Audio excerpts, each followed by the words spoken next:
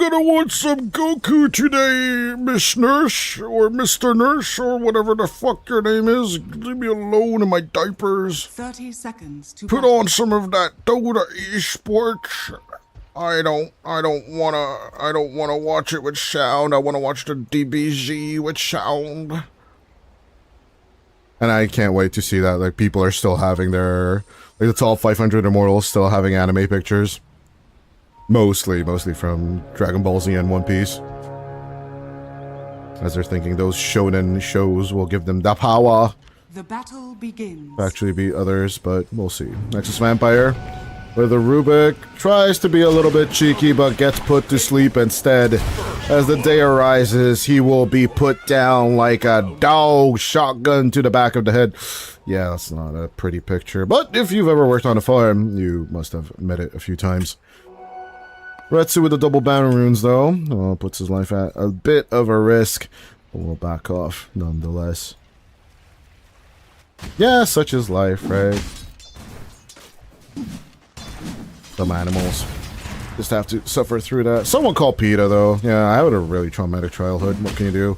But Sapphire just reminds us of that traumatic childhood. Definitely Mortimer doesn't really mind that traumatic childhood, per se. Mortimer gets cookies. And Mortimer is secretly Ice Frog, as you can see from the mount. But yeah.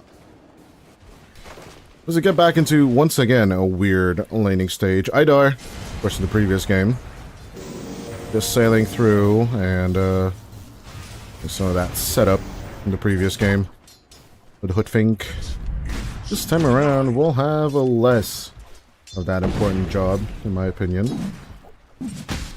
He can be way more chill in the current game with the Witch Doctor. Laning stage is not going to be as intense as one would expect. I'm not gonna lie, with the Brewmaster, things are just always the usual chill side of things.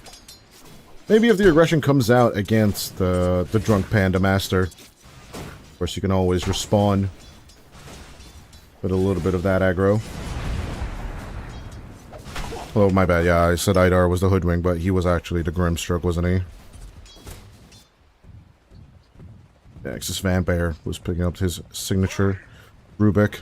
Kind of reminding us of Desire, who also plays the Rubik and the Hoodwink overall. And of course, shout out to Desire from Zero Tenacity for actually making it through on the NC qualifiers, of course.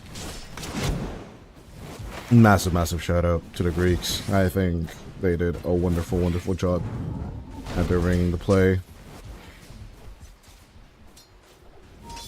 Sailing. It's picked up. He's not gonna get stuck just yet. Full disable on their lineup, so he's on the chill side of things.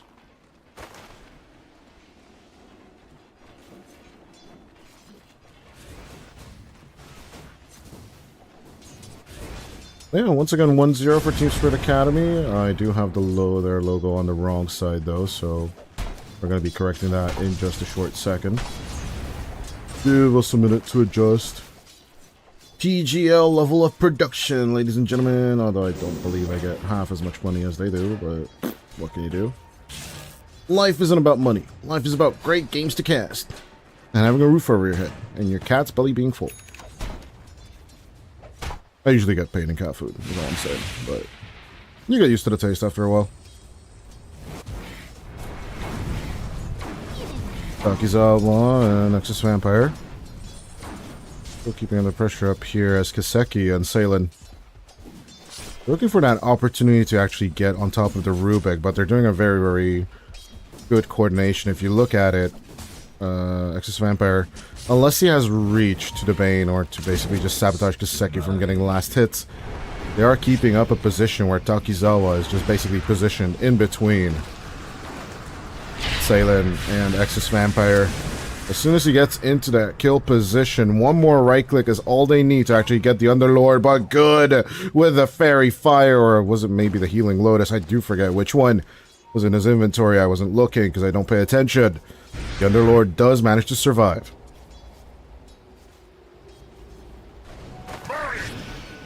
The past is the past. The Salen puts the Rubik to sleep, but at the same time, not enough mana for that sapping of the brain cells. The Grand Magus will survive by just going toward the tier 1 tower. Their catch onto Salen as the counter initiation with the Fate Bolt. Takizawa just dodging the power shot. Strafing left, strafing like, bobbing and weaving. Bite like a butterfly, sting like a something. I believe it's a bee, but I have dementia.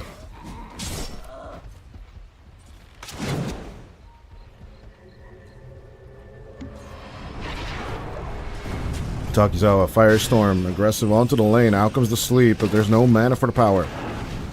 No shot, as it will be a bit of telekinesis power. Even with the Jedi Mind Tricks, it does not lead up to the defense of the Dark Lord, Underlord. Top lane, this time, is where truly the action is, where, of course, Atomic and Idar actually presiding on the top lane last time, and was the bottom lane that was more aggressive.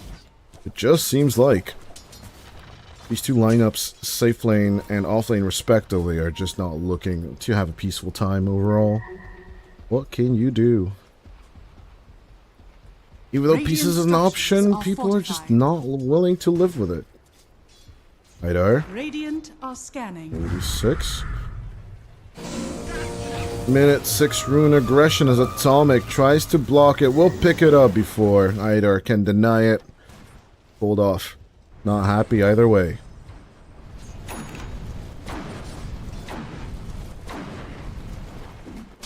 I haven't played the Ember Spirit the previous game.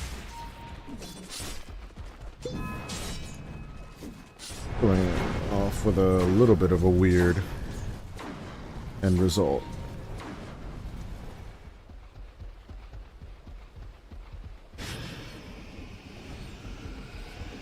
Put to sleep by the sweet, sweet words of Bane.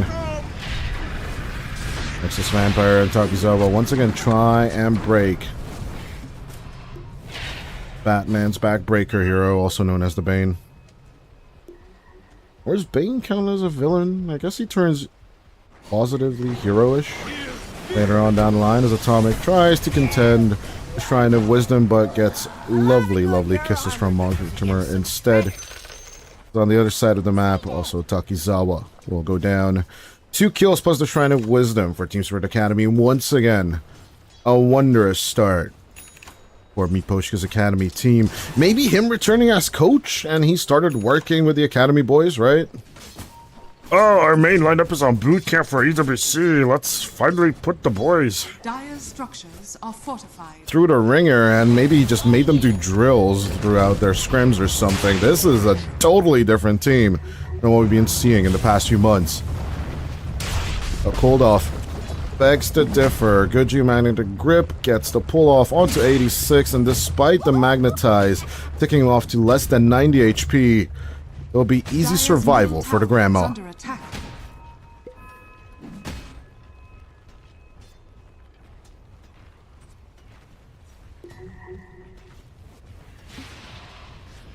Radiant's top tower is under attack. A little bit of a grab straight onto Salen. No, Roshan deny for you. They try to say on Access Vampire, but Roshan says otherwise. My kill, bitches! Bottom tower is under The attack. easiest smackdown of Roshan ever.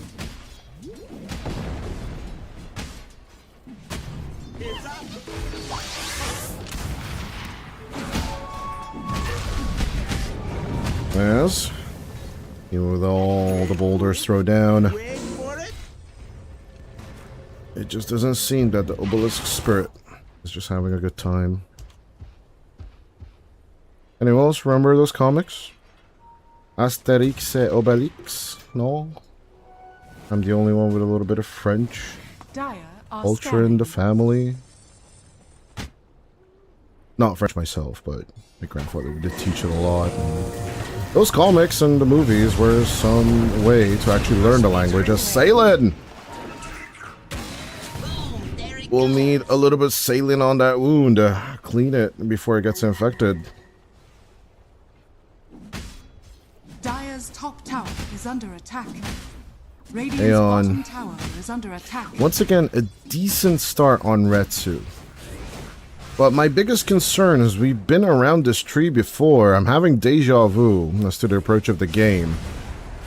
As, you know, Anchor usually just means kind of a bad thing in Dota. In this case, we are once again in that situation where a very, very well-farmed carry needs to pull the team through into the mid-game and pull them across the river Styx that is called the enemy tier 1 defense line. Dire's middle tower is under attack.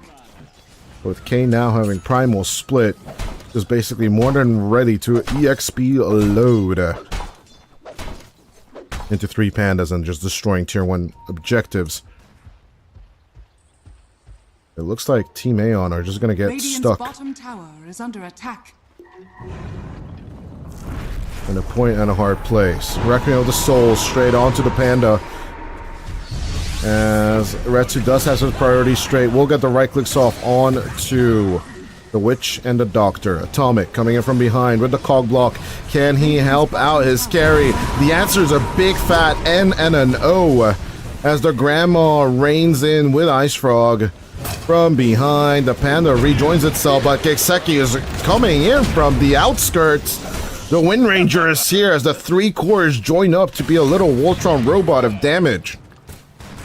Radiant's bottom tower is under 11 attack. minutes in, we have 10 kills on the board, and Team Spirit Academy are giving us really, really good food of content. Radiant structures are fortified. Boys, if you love action, Team Spirit Academy are making sure you're gonna eat good tonight. Radiant's bottom tower is falling. No reaction from Takizawa. And it looks like Excess Vampire also just not coming in for the reaction. You are maledicted. They have the ultimates. They have all the reach in the world. And everything else is just empty. We cannot do anything to help you, Retsu. Well, here's the reaction. They move Retsu immediately into the tier 1 of the Dire's safe lane. At the same time, that will leave their own mid for a little bit of tickling. Radiant's middle Minute tower 12 is power under rune. attack. Excess Vampire absolutely late to the party. Does manage to steal the Dire's Maledict. top tower is falling. And at least the Invis rune is not that essential for a playmake.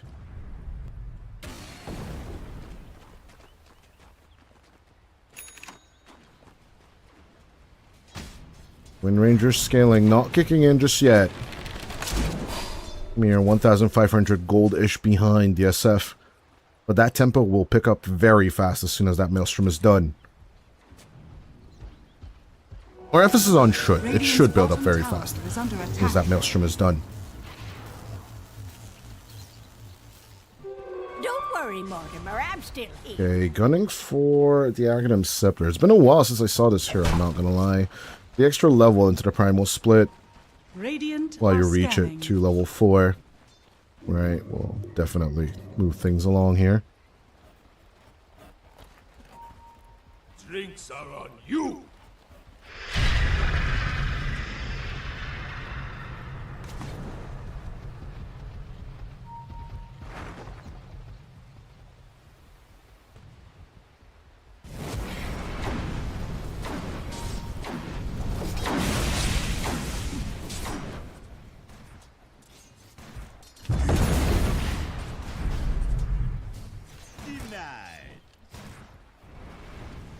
Very tense moments as the Shrine of Wisdom round 2 is about to spawn in. It was a 1-1 just about 7 minutes ago. But Kiseki slowly catching up-ish. 2,500, that extra gold to get on that train. Retsu looking to get this Manta to optimize the build overall. Falcon Blade getting him there faster, but in the meantime, action on the mid lane. Over the Fiend's Grip. The Underlord not asleep anymore. He is a tanky boy, but is it going to be enough that the others can execute their moves? Kiseki, the Windworm will be stolen, but the Focus Fire will take care of Atomic. And as Takizawa is dead, Retsu's in the air. K keeping him there, but there's no Fiend's Grip to set up this perfect kill. For everyone else, this is way too deep of a play as 86 will farm off some creeps before we're looking to return back into the mid lane. Absolutely understandable. Cold off. Looking for the cutoff as they will find Salen. They need K instead, as with the Magnetize, it will be a little bit of a split chase. No Urn on Vessel or Vessel just yet on the Brewmaster, as the Bane will also manage to stay alive. This is not Team Aeon's day, is all I can say. This is the only nice thing I can say, I guess.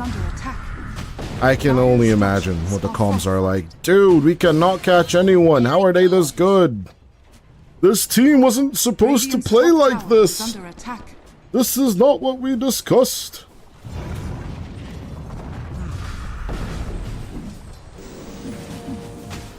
But yeah, they're still struggle-buggling to catch up to the middle of the pack, which is Team Spirit Academy. So overall, this net worth value does add up. As long as Retsu does not join the fight, or he's the first one to get jumped on the Team Aeon side of things, they cannot fight into the overwhelming force of TSA. As long as they bring the numbers, as long as they stick around their lanes, as long as they stack up their camps, give all the XP in the farm to 86, things should be alright. Idar. A little bit of dewarding, but Excess Vampire kind of having enough of all this shit. We'll move into the mid lane. Will it be enough for anything? Well, according to this, it's going to be a big fat frickin' no.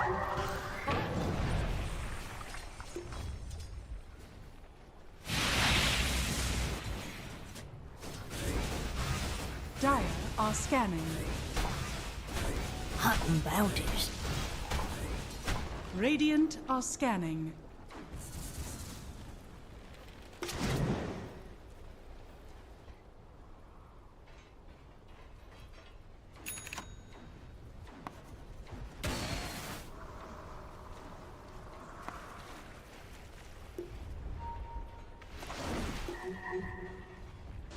Dire's middle tower is under attack.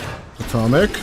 Looking for the grab. Will get shackled instead. Out with the telekinesis. But the Wind Ranger, that's more than enough for the Malady to click through. But Kiseki will want the kill for themselves. Scatterblast stolen. Nexus Vampire on the run. There's nowhere to run, my friend. And with the cookie, little shredder, vision provided by Idar, as he goes in for the Scatterblast onto 3. The Rubik will get caught on a tree.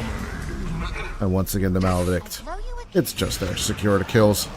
At the end of the day, Fiend's Grip out onto Cold off, but despite the cold, your Spirit will manage to get the hell off of this. Holy mother of slows.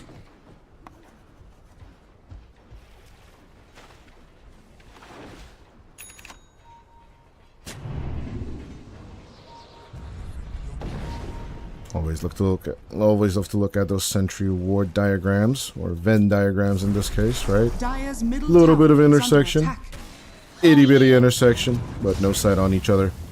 At the end of the day, look at that. Look how close that observer ward is to the positioning. Those are true vision mind games. They're just saying, right?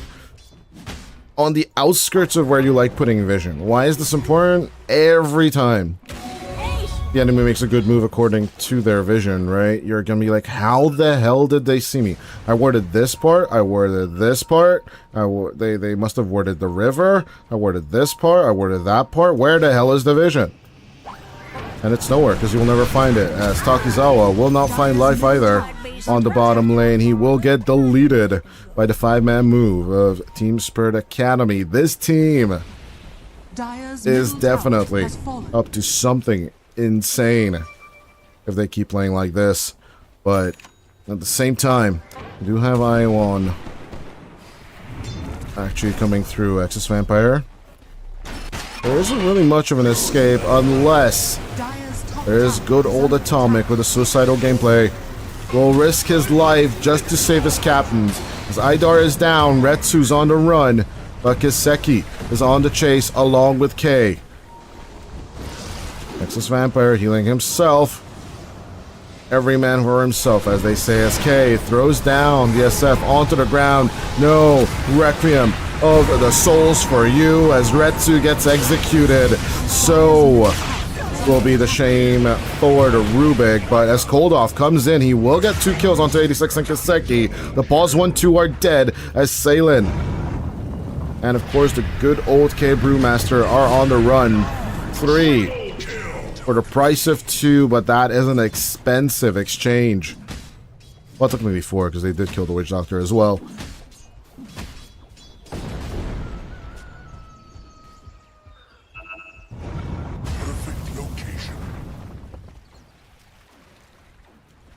Aeon for the first time this series taking that worth lead, with Gaben giving his trust back ever since the early game. It's a hard thing to earn from Grayster Newell, so they better keep it. Oh, we talked about it. One mistake like that, and you're once again down in the trenches. I would not be surprised. Immediately you'd be like, 55% for Team Spirit Academy. Screw you, you fed mid lane. Boom. You're gonna lose a tower, you're gonna lose your life, and you're gonna lose your position 3. Takizawa, what the hell are you doing here? Look at this map movement. They're not taking the tower. They immediately rush down onto the bottom line. They are reading. They are reading Aeon like a book. To them, this team is just a cosmopolitan magazine. They're just ripping them apart. They're here to shop for wedding dresses, and they do not care about your pretty pictures. Or anyone else seen that? My sister used to do that. She didn't rip the pictures, right? She cut them out nicely with scissors. But when we went bridal shopping, actually there were nice ladies with a lot of taste, right? Is what I'm trying to say, but they literally had the pages ripped out from the magazines instead. As what the hell is Atomic doing? Gets blown up once more. No Tormentor for you. Nice attempt though. At the same time, I was like really truly shocked, like, you frickin' barbarians, what do you mean you ripped out the pages? Well, I was just browsing the magazine and I ripped out the ones that I like. Rip out the pages of the magazine? Jesus. Were you born on a farm? Radiant's middle tower is Which is under attack. fine, you know, if you're born on a farm, but like, be civilized. Like, cut out the pages with scissors. Like, holy shit. Maybe I just have way too many pet peeves, right? That's why I'm playing Dota.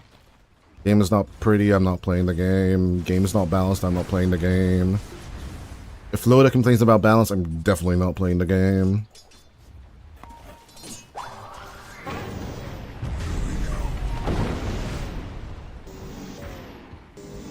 But yeah, Team Spirit Academy retaking the lead with beautiful aggression. Immediately, Gaben changing his mind back. He gave the Aeon boys one chance, and his Exus Vampire just gets ripped to smithereens behind his own tier 1 towers. Team Spirit Academy don't care.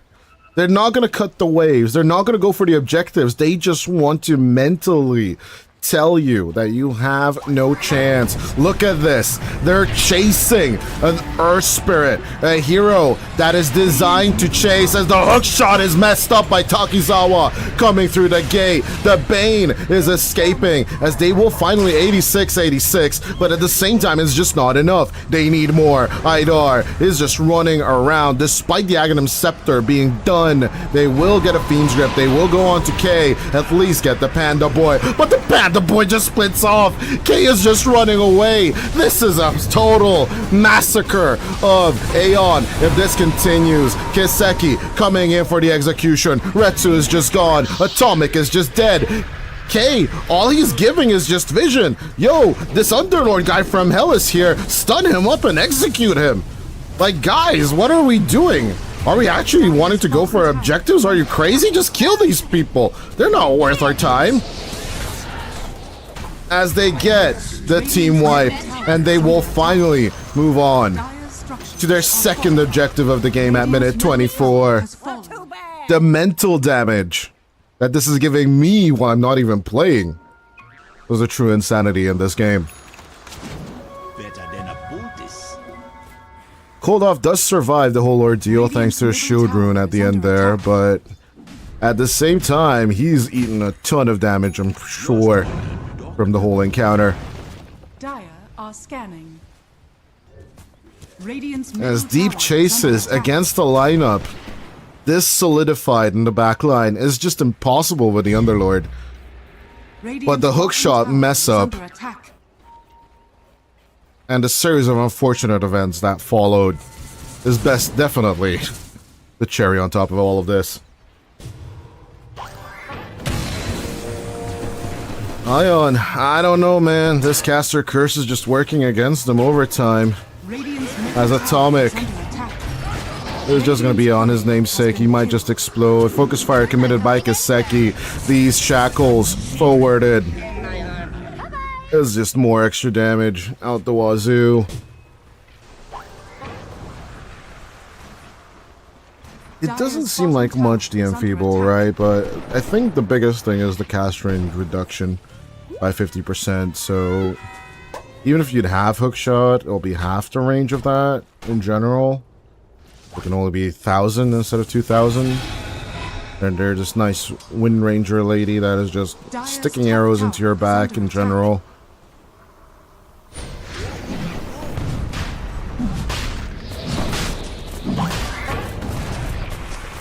Dire's top tower is under attack. And 125 damage per arrow. Those arrows just are really painful. I mean, 10 of them will kill you. So Radiant's bottom tower is under attack. having a little bit more damage with a bit of Enfeeble, you're just not having a good time.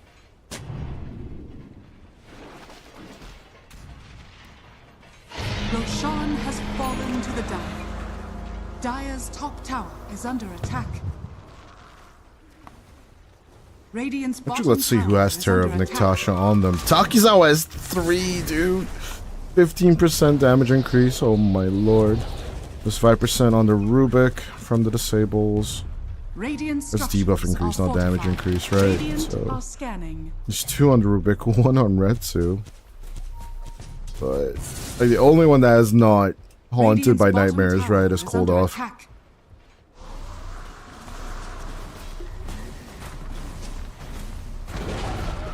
Radiant's bottom tower has fallen. Dire's top tower is under attack. Dire are scanning. Dire's top tower 27 minutes in, a little bit of counter attempt coming out from Ion as Atomic gets caught out. But that's just collateral damage. An 8k whooping net worth lead on Team Spirit Academy. It's not the be-all end-all, as neither does Gaben give them a 90% win probability. But now that they've broken the tier 2 line on the bottom side of things, it's time to play cleanup crew on the mid lane and the top lane. Or just hunt them down. Or just kill them, right? It's just kill them. Kill the enemy and life is easy. Radiant's top tower is under attack.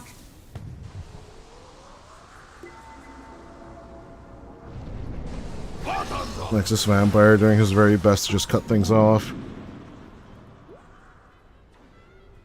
And a bit of Tam. Nothing else.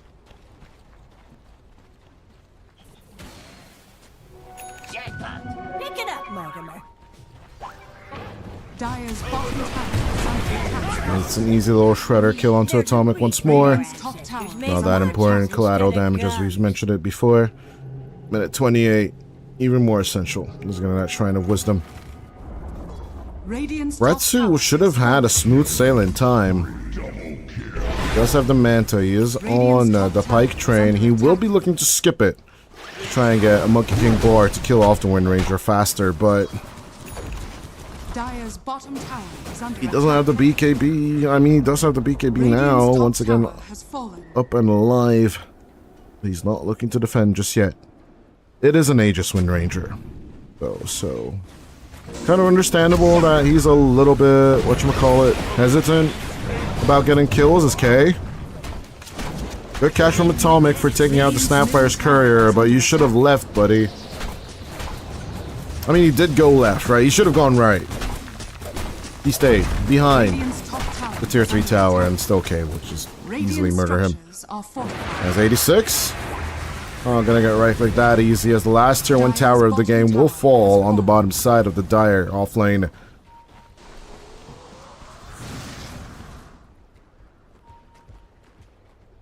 You have more kills than there are minutes in the game, so more than likely I'm not gonna be falling asleep. Neither are you gonna be falling asleep, because my voice is found to be annoying. And it's not looking to put people to sleep in general.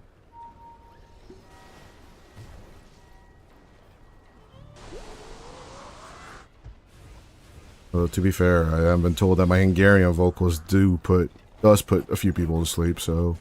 One of the reasons I switched to English is that I'm extremely annoying in English. I've been told that casters do gotta be annoying, such as Kiseki with a focus fire on the tier 2 tower on the mid lane! Radiant's middle tower has fallen. Where have the outskirt objectives gone? Where are your tier 2 and tier 1 towers? They are just like the economy in 2008. They're just gone! Stan Marsh, you put $100 in our bank and it's gone. You see this tier 3 tower on the top lane? It's gone. Radiant's top tower. Kiseki. Just reacquiring the Radiant base just like the bank where you acquired every one of your assets in The Big Short. Income to Kisses is a little bit more of a welcome gift. More like an eviction notice to the Radiant side. Team Spirit Academy are gonna plant their seed and flag and everything over here. Radiant's top barracks are under attack. Radiant's top barracks has fallen. Dire's structures are fortified. Sure, those break the Aegis. At the end of the day, with the Requiem of the Souls, the fear will catch, but the roll will the BKB.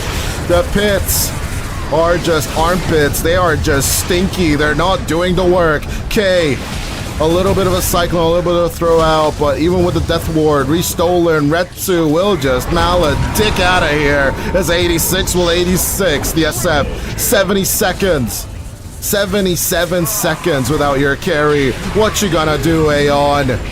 Your name might be life and eternity, but death is the true thing forever. Team Spirit Academy are gonna execute your mid laner as well. And you might be throwing on buybacks. You might be throwing bodies at the problem.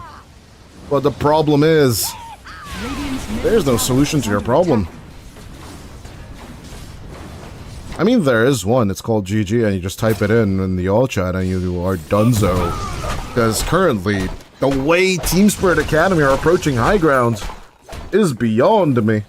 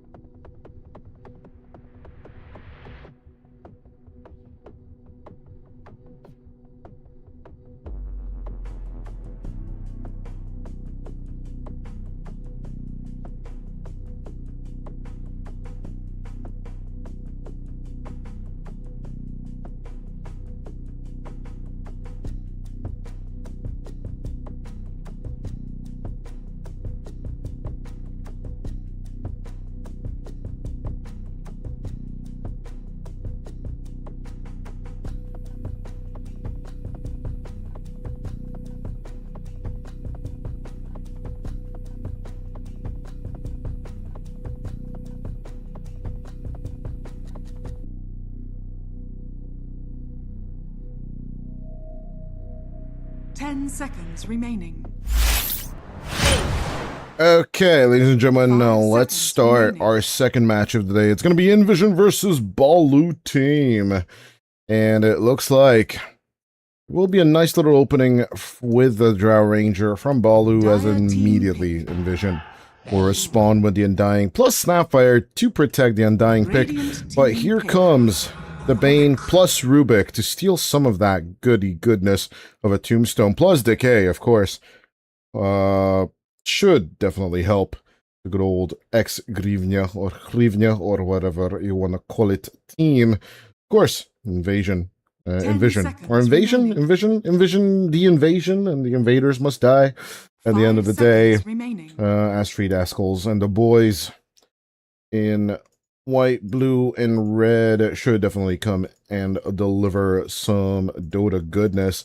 Although the more younger of the squads, the less experienced of the squads, I would say. I'm pretty much sure.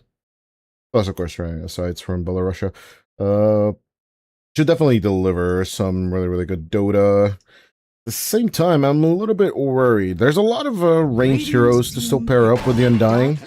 I'm not super sure as to what direction they want to take it to, but as they bring out the Klink's Clockwork, it does beg the question, is the Snapfire going to be on the mid lane, or is it going to be on the off lane? Because right now, with an 18th pick, you got to kind of react to anything potentially coming into your mid lane as well, and then you got to ban it out and protect it as much as possible. With Balu team now being behind on time, actually got to get the lead out as well, as we're steamrolling through draft number 1 between these two. Yeah, as there's not much head-to-head data between them. When we look at the overview for this season so far, Invision has beaten Syntax, but other than that, Summer Bear and Elber's Esports did get the clean 2-0 against them. Will Balu actually manage to follow up the same? They did lose to Elber's themselves, but have managed to beat Summer Bear. And of course, the good old Habibis, who will show up today as well, if memory serves. They are going to be playing. Habibis and Syntax are going to be next at 6 p.m. local time, which is in about 3 hours. Well, we shall see. Our first series of the day, of course, if some of you have missed it, was Team Spirit Academy versus Team Aeon. That was a clean sweep, right? Because of the Bane for the Team Spirit Academy lineup. Obviously, I'm pretty sure the parent organization is extremely happy with the Academy team's results so far. And yeah, it just starts working, right? Like, this is the problem I have with Academy teams. They start finding their sea legs, they start finding their success, and they break out of tier 3, then there's nowhere to go. They go to tier 1, they might win a tournament, and then they pivot down into a nosedive. And it's all about that one thing. If you look at the No-Tail, Kuroki, and Puppy interview, it's all about this one little thing. Adaptability. You adapt to the crap. You adapt to the crap out of this Dota thing. And honestly, it just starts making sense. You just constantly let your brain adapt to the meta, adapt to the itemization, adapt to what comes next, right? Like, if you take a time machine and from Dota 1 you go into the current methods of Dota, your brain would explode. But if you can keep up with this meta, right, you keep rolling with it, you can get there, right? So it's not enough to just make it, not enough to find this perfect meta where you can get those top ranks. Keeping those top ranks is what it's all about. As the pick 18 Ember Spirit does come through, pick 23 Ember Spirit actually does come through. That is weird. Pick Slardar 18 as the potential flex, as it does force out Invision to ban out a Puck and a Pangolier, keeping things a little bit loosey-goosey on the Balu team side. But eventually, okay, will it shut it down? The Rubik Slardar offlane, not super duper to my liking. I would have preferred some kind of thing like a Centaur to round things out against the Klinks, but they obviously believe in the Slardar actually revealing the Bone Archer and then just go for the hunt. But with the offlane Undying now pretty much confirmed, Unless they can still go for an offlaner on the side of Invision. Right, mid lane Snapper Clinks is still an option. Does mid lane Snapper like the Ember is the question that Spirit needs to answer. As in Spirit on Invision, right? He's the offlaner for Invision, not from Team Spirit. There's just a lot of Spirit things going on with this team. But yeah, Invaders must die. Let's see. Actually, both teams' lineup can hold up to Invision's 24th pick of this draft. Does seem solid enough. Well, we shall see if it can deliver.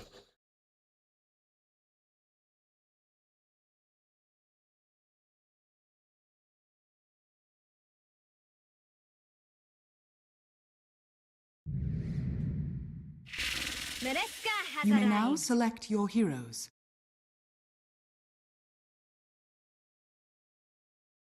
As Dark Willow coming through. Pretty nice counter to the Slardar overall, but otherwise, questioning choice just a little bit. Pixie is really, really good in terms of the sustain, in terms of the appearance act, but a lot of AoE to deal with overall. When it comes to the Slardar, that is, right? Everything else, kind of manageable. I don't remember if he gets shot by multi-shot, though, from the Drow Ranger, so that's an interesting question. This is going to be a blunder or a success. Let's find out as we head into this game number 1 of our second series of the day. Ladies and gentlemen, I hope you're strapped in for some very fun Dota, Heralds, and Immortals, and everyone in between. I am super ready. I'm pumped for a Clinks versus Drow Ranger shoot-off. And I gotta say, I'm favoring Balu team here just because of the fact of their previous results, and I don't know what the Tombstone does here. Right, you're gonna pay the targets for the Clinks? Sure. But there's just a lot of damage on the other side of Balu team. I do believe the Sleight of Fist attacks increase according to the Tombstone zombies, so catching the Manaig or the Manchig or whatever you want to call him is gonna be a little bit hard. With Chippecow basically just painting targets for both the Ember and the Drow. And some pretty decent spells to steal for Cutie. So overall, Cutie. We shall see if he will have a cutie patootie time. And the Clockwork today did not really succeed. Overall, the hero is just seeming a little bit lackluster and is getting cog blocked by itself. Let's see if it can deliver here in game number 1 with Balu versus Invision.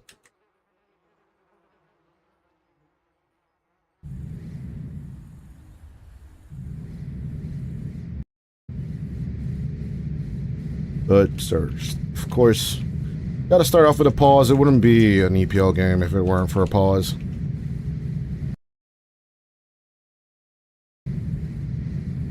Oh, yeah, no. Epilepsy warning, of course. With all the camera switches.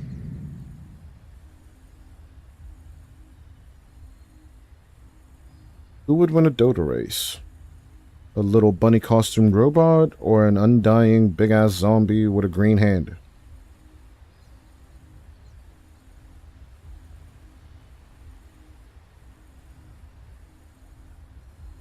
These are truly the questions of our time. The only thing that matters.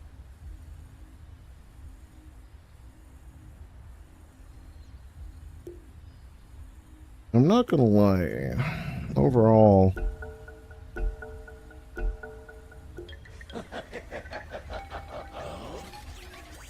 Are we the idiots? I'm just really not sure that this Undying offlane is gonna work out overall. They really gotta hustle on the lane. And Enclave actually going for this position for Dark Willow. The tempo could be really good for them, but as they go for the wide play, right? Kind of the Yandex-ish approach. Are we the idiots? Are we the idiots? Right, in the outskirts. As they go for the smoke before passing through the tomb gate, they're absolutely on the hunt for the safe lane player. Because usually the approach we've been seeing from teams is that they smoke up behind the tier 1 tower. Safe lane position 1 usually just hangs 30 loose, seconds and then to from the battle. inner river we'll just drop down into the boundary runes. Basically, just hide behind the tier 2 tower until the horn blows, and then just try and run up to the rune itself. This time around, though, very wide approach coming out from the invaders, as they are truly invading in their own cutie. Patootie. Will be outzoned. Will be an interesting one, seeing Cutie and Cute The battle on the same lane. begins. So bear with me as I evidently will tongue twister the crap out of these. There are 2-on-2 on the runes. Let's get this show on the road.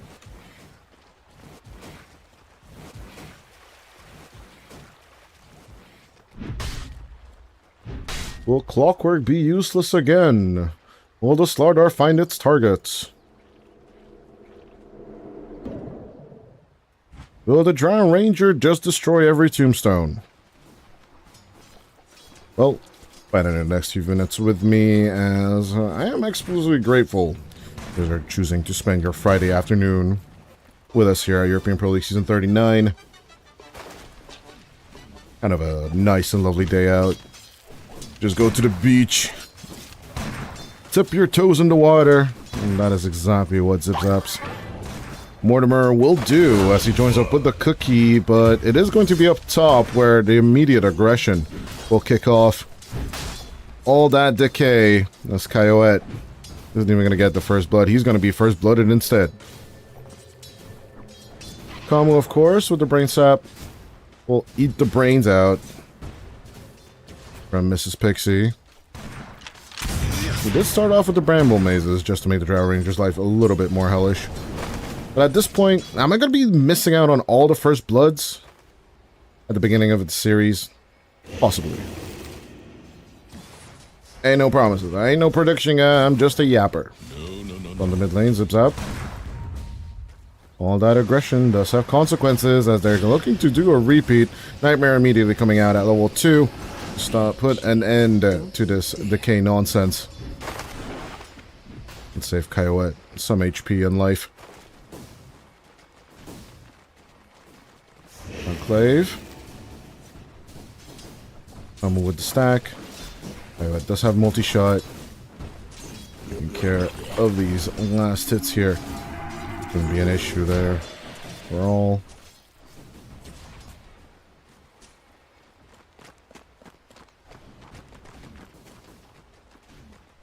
With the big stack pull from the small camp, but overall, yeah, pretty value right there. Ain't much to do for Spirit than just try and hold on to this creep wave as long as they can.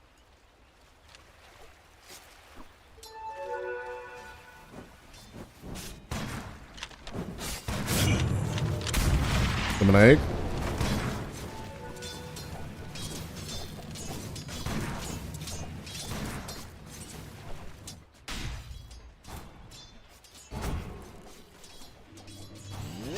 Minutes into play, Chip a Cow.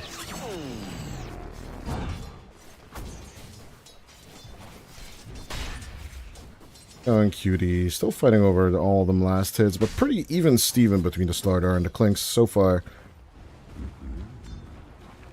A lot of people don't realize this, but like a casual 5 last hits on average per minute is all you're aiming for.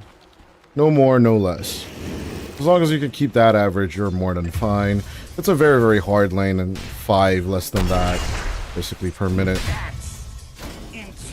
is more than enough. If you're behind that by 5 compared to the minute counter, you're on the down low, as the Skeleton Archer, along with its little robot friend, is kind of dead.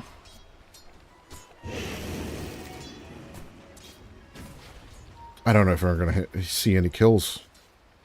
Radiant are scanning. Why, thank you. Blink and you miss it kind of deals all around. 4 minutes in. A little bit of contest for the water runes.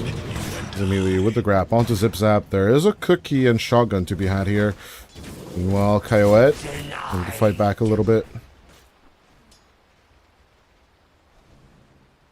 Still had on the last hits compared the zombie. Not compared to the skeleton archer, though. Just trying to keep neck and neck with Chippecow.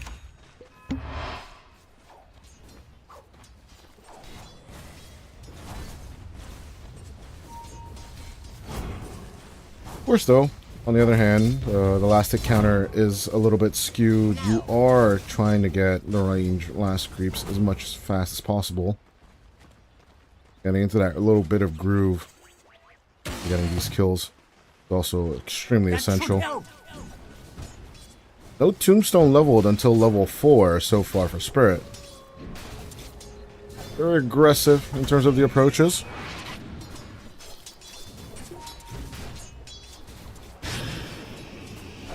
Out comes the Nightmare, out onto the zombie. There's a little bit of action onto the mid lane. The Ember Spirit will get caught, but so will Spirit. Even Steven of the Exchanges is despite the Ember Spirit's dive, there's not going to be a kill on Zip Zap. Away the idiots!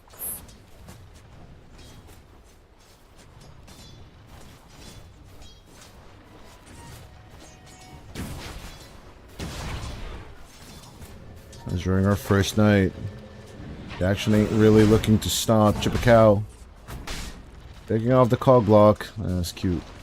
Used to run away from Cutie. Totally, there's going to be a cutie patootie lane as minute 6 power rune struggle buggle is on its way. It will be down on the bottom, and it will be an amplified damage rune. Astrid with the steal will not let Demonike have it as the Bane Nightmare Nighttime Ruler, the Sandman of Dota, will manage to make the escape as well.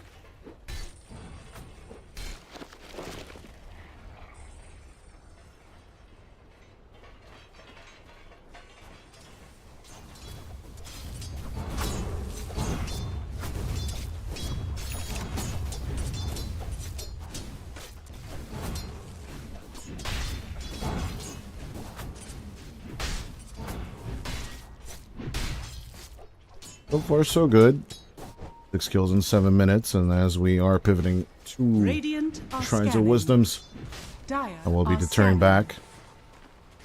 Radiant's middle tower is under attack. Get an Astrid with a little bit of conflict. Shrines of Shrine of Wisdom, call block 1, call block 2, but Demonite coming around. Despite playing Petanque with Cute's body, will be Astrid, who will be freed from his life.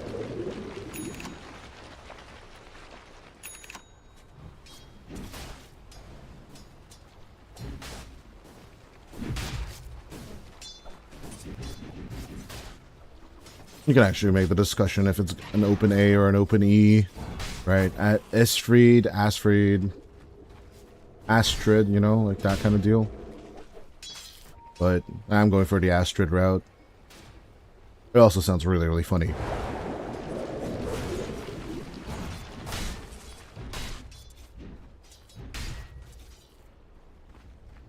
Yeah, so far so good. The Balu team is definitely delivering in terms of expectations. Interesting. Dire's top tower is under attack.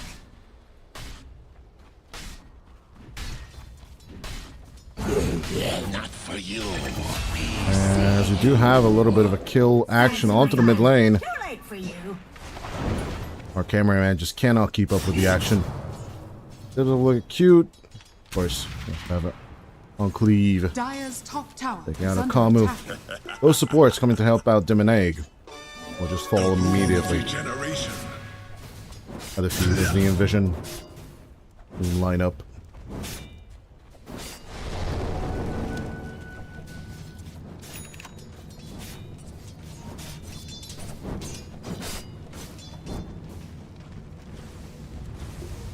Radiant's middle tower is under attack.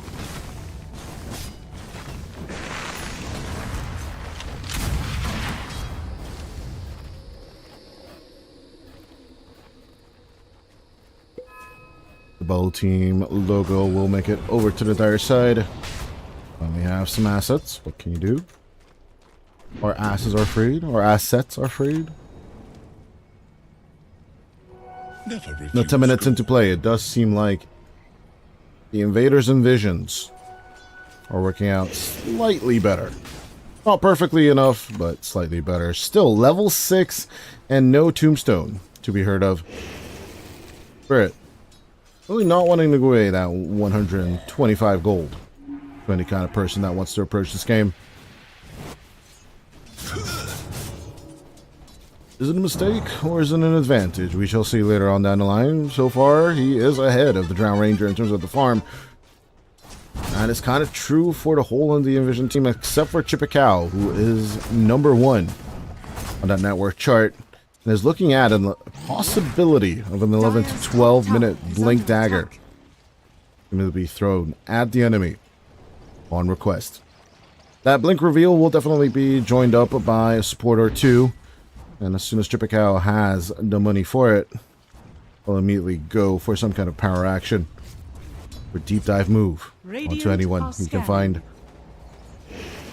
Good target painting with the Slardar for the Ember Spirit, as we talked about it during the draft. So that does give a little bit of a window for Invision to actually start invading onto Balu if they want. Are fortified.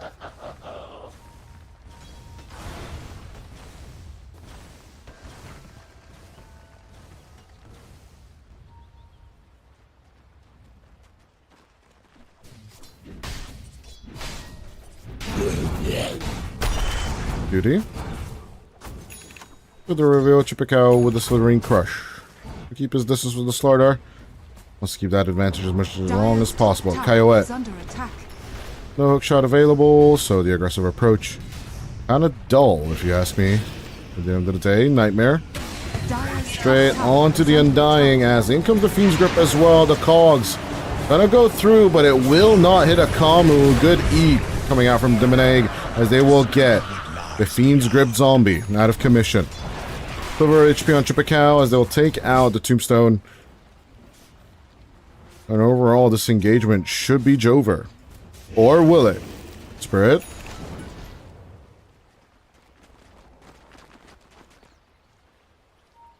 I thought he's going to do a little bit more post-decay. Well, holding on to Flesh Golem. Kind of impressive as the Demonegg. Will dodge out the cookie play, but will get cookied themselves. Zip Zap. Getting out of commission as they have just a sliver of HP against the Snapfire. Going in with another Remnant. Will take out the Grandma. As the Demonegg just does not respect their elders. Although, to be fair, compared to the Ember Spirit, little Snapfire is kind of young. Burn Moral Spirit of the flames of the Embers. Forever burning. Dire's top tower is under attack. Dire's structures are fortified. 94 at 13 minutes of play. Is under attack. A little bit of Cursed Crown action as in comes the Decay, and of course with the Soul Rip combo. Bert has an easy time. Radiant are scanning. Get the right click, get the Decay, get the Soul Rip. It's just basically the best way of amplifying all that damage. Dire's top tower is under attack. Radiant's bottom tower is under attack.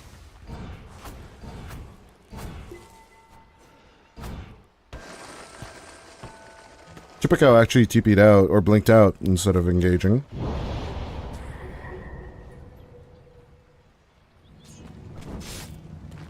Demonegg farming in dangerous territory just to secure the vessel. And then one more little creep, just to get it. He's feeling quite fine. Dire Quite are alright. scanning. On this melee as of now.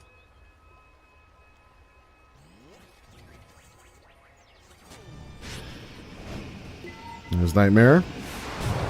Well, Chippikow with the reveal. There's that Slithering Crush. Paralyze coming through along with the Cog Block, but we do have Demonegg coming in from behind. TP at 10, but with the Slithering Crush, Enclave has nowhere to go.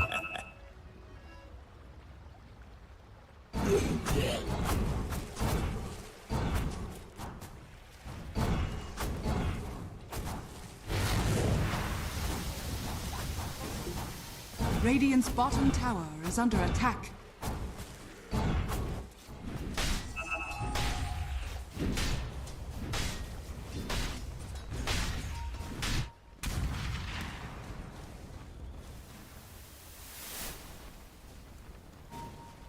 Radiant's bottom tower is under attack.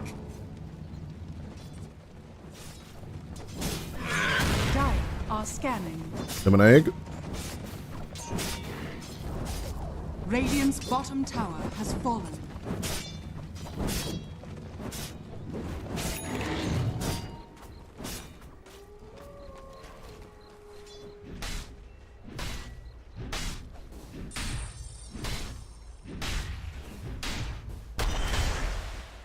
With pleasure.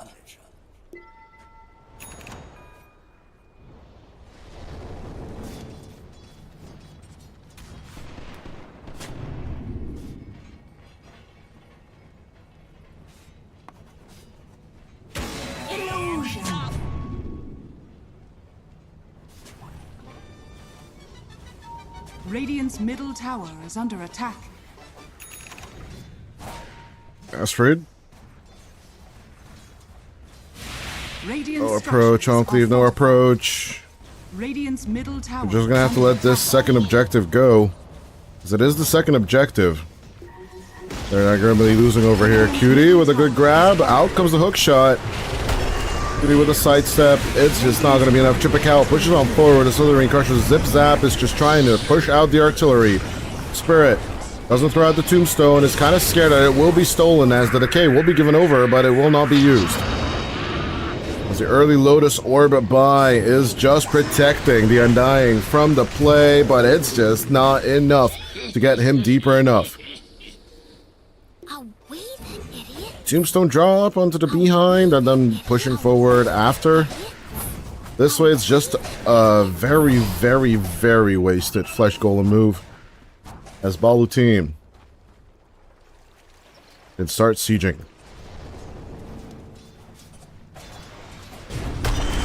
17 minutes in, Cutie will get grabbed. Astrid will try and save the Bone Archer, but it just ain't happening. Hogblock Bonanza straight out onto the Ember, but Binamaneg will just chase around the Rosie with a Spirit Vessel. Light of that Fistin. Just a little bit of a return for all that cog blocking.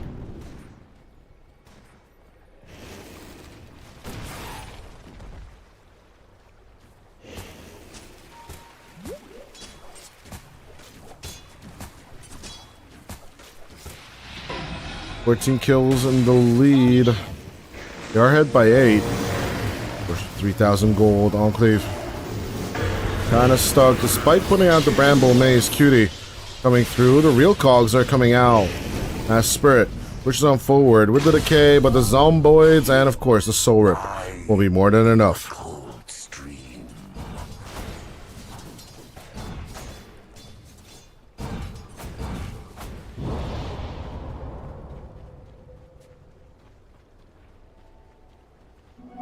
Hey,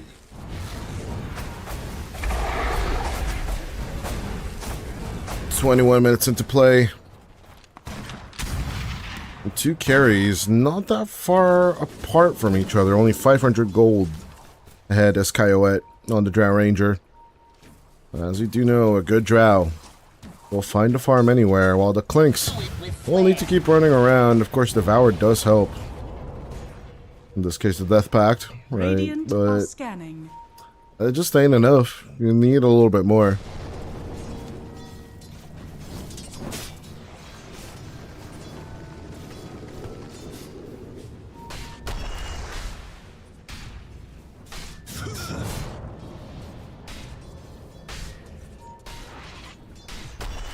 Coming with a little bit of passive push down the river. You see Chippicao actually spotting Cutie. Not really looking to act on the action just yet. Hook shot coming through with a little bit of ping pong action onto the Slardar. They will find Chippicao, but can they set up with the Maneg? And of course a Kamu on that Bane.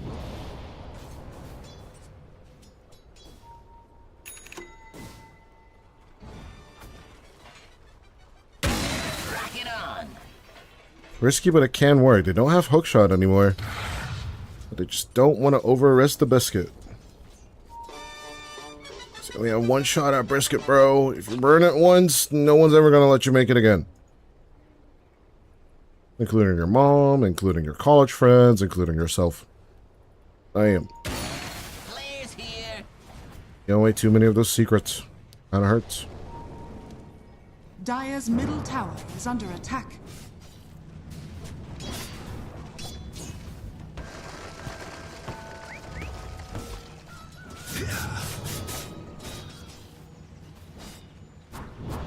Once again, a retry. They do see the clinks, and with the reveal coming out from the Essence Distiller, they will look to distill the clockwork right now. But as soon as they lose a combo as well, Demoneg doesn't really have a choice to return the damage. Coyote trying to get the reach, but it will truly be Cutie.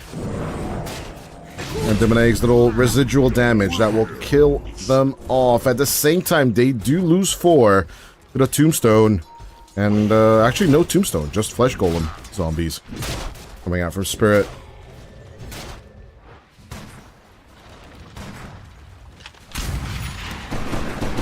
The flight just lit up, none in the favor of Balu. It will be the invaders that will gain the 1k net worth lead. Dire are scanning. Truly a testament of resilience at the end of the day. Will Balu continue to roll into these fights, or will they let Coyote put on some Prodigy and then just basically push on through with the namesake of the latest Prodigy album? I think that was their last one as well, right? 2000, I want to say 12? Invaders Must Die? Might be wrong on that one though. Really do love that album, on the other hand.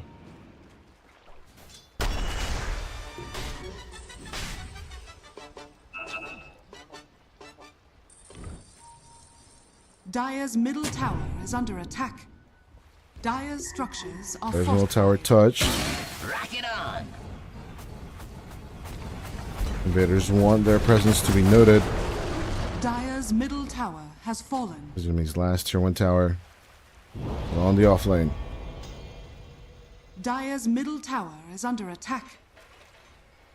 Thanks. Boom, there it goes.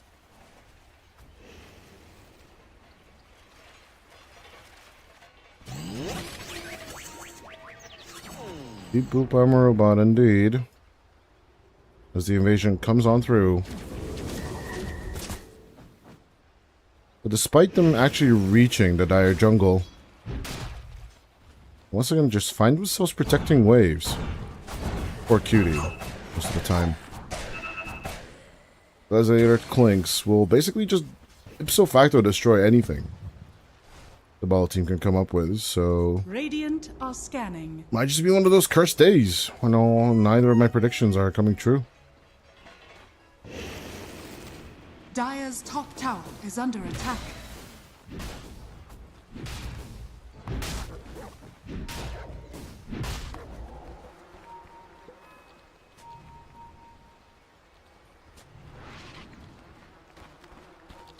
A little bit of a lead for Balu team. Sure determination and willpower farm.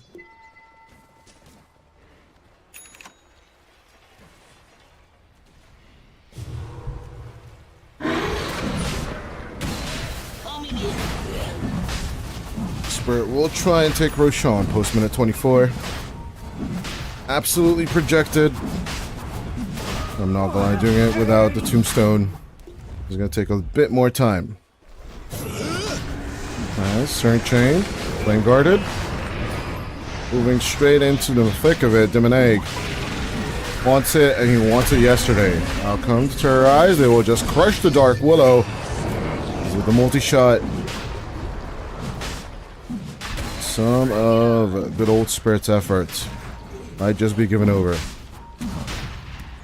Roshan having a hard time hitting the tombstone, interestingly enough. Picao. That he was someone willing to commit to it.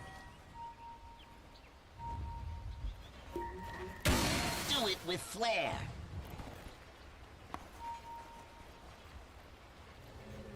Double Radiant smoke are scanning. of this seat on either side. A soldier's fortune.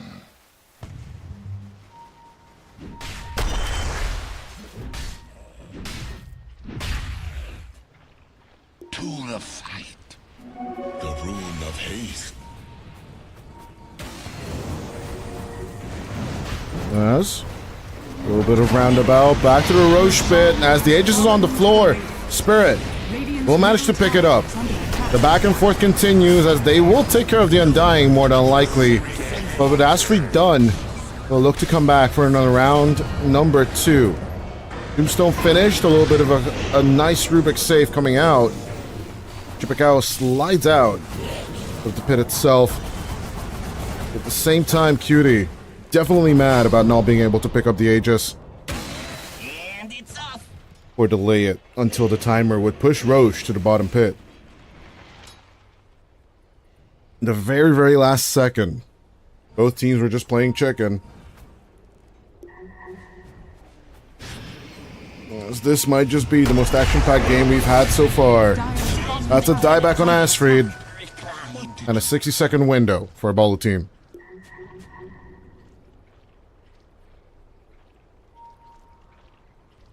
Dire's bottom tower is under attack. Alfredo! Alfredo! Alfredo just looks better. Although my favorite shout-out of a name is always going to be Antonio Fagato. Antonio Favretto. Kudos to anyone who does figure out which commercials that is from.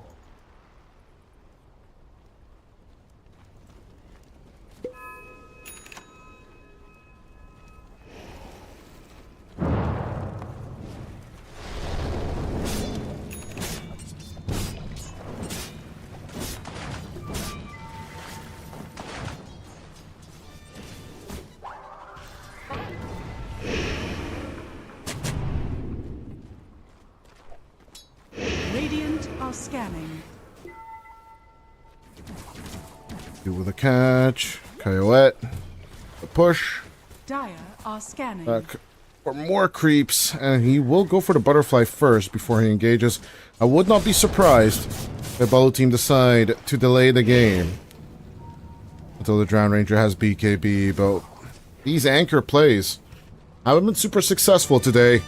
And the teams that had a high net worth target were just painting targets on their own backs, actually.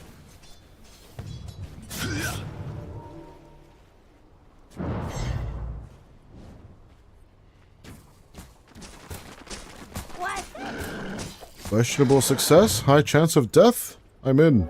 Trickster's rune of illusion. This Coyote and the rest of the team Dominic just sliding out. As they usually do, slide out of your girlfriend's Radiant's DMs. bottom tower is under attack. I didn't say that one, that's just the law.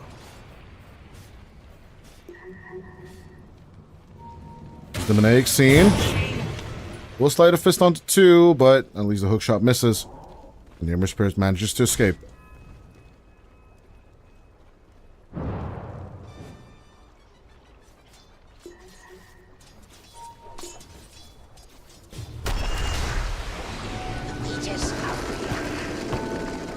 Radiant's bottom tower is under attack.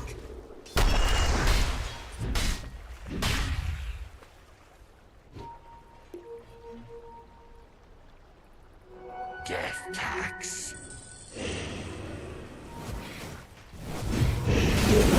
As good with a catch, immediate destruction onto Cute.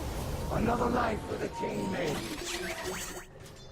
Let's see if we can get the opposite catch Dire's on the top other side of the tower map is for under Balu. attack. The answer's in a big fat NO. Dire's structures As are TP Boot Zip fortified. Zap. Will immediately just reposition. We did talk about Radiant's middle tower the is Anchor is under just attack. not really having a Dire's good top time, tower is and with tier fortified. 2s just being pressured but not destroyed, can Balu team even get there? I mean, surely they can get there. It's just going to be a little bit rougher.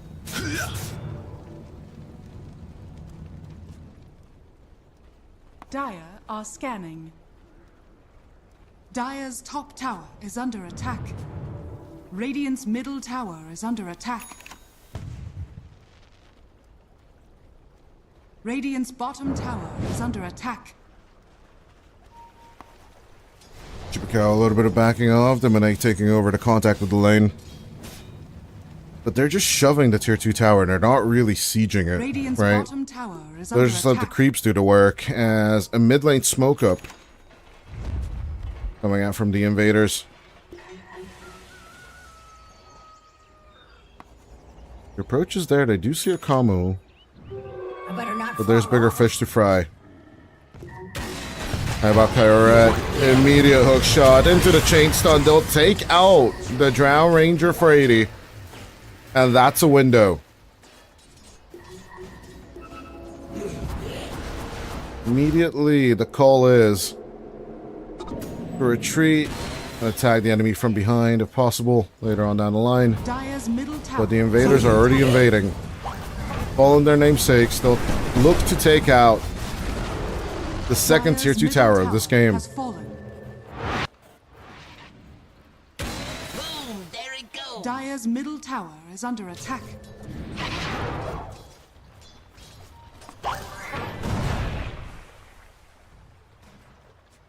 Dire's middle tower is under attack. Dire's courier has been killed.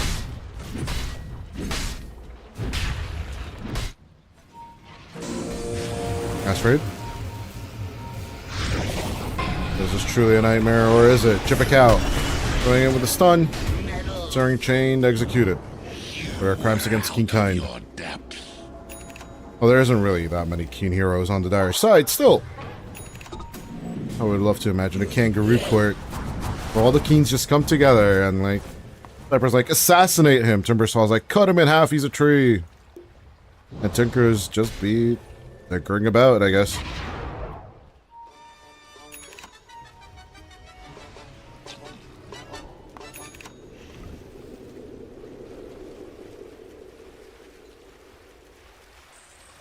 Radiant are scanning. Radiant scan. Good catch onto Spirit. Lotus is working a little, but is it working enough? With a good soul rip, it looks like the zombie will survive a little longer. Chippekow, stunned up at the end of the whole ordeal, will be looking to escape as Demonegg looks to stay inside. We'll get terrorized, and we'll get terrorized out of existence, more specifically. Balu team overextending, and it's costing them a lot. I fold his fortune. We did mention Coyote does not want to join fights until this BKB is finished. And I'm absolutely not surprised.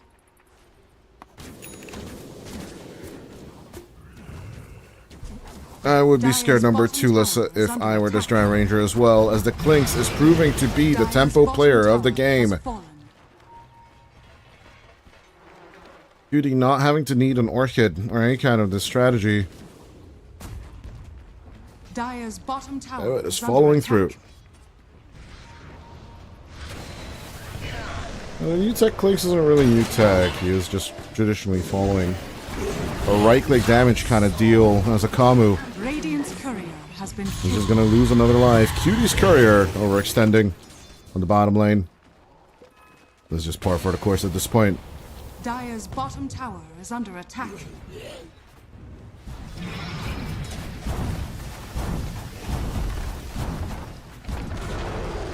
Dire's bottom tower has fallen.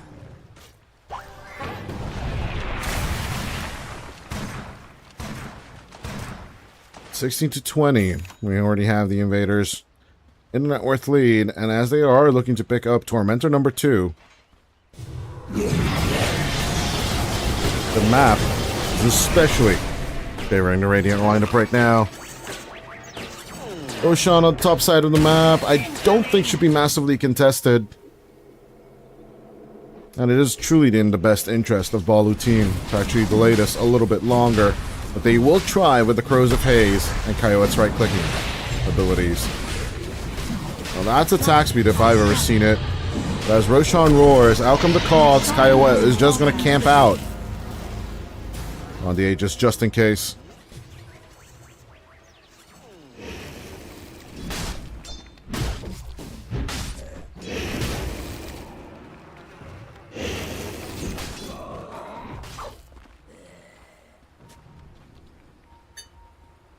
Knight number 7 in our midst now.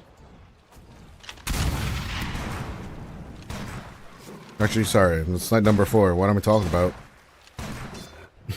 Day-night cycle switch number 7, I guess. Radiant are scanning.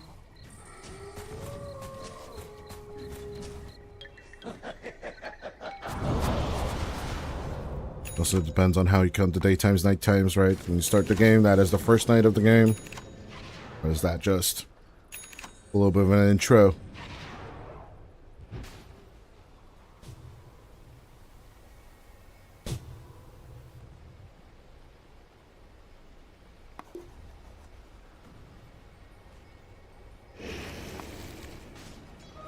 A tool to teach. The Arcane Curse and the Smoke at hand. Arcane Rune and the Smoke at hand. Of course. Almost 4-minute Aegis. Is it truly go time for Balu?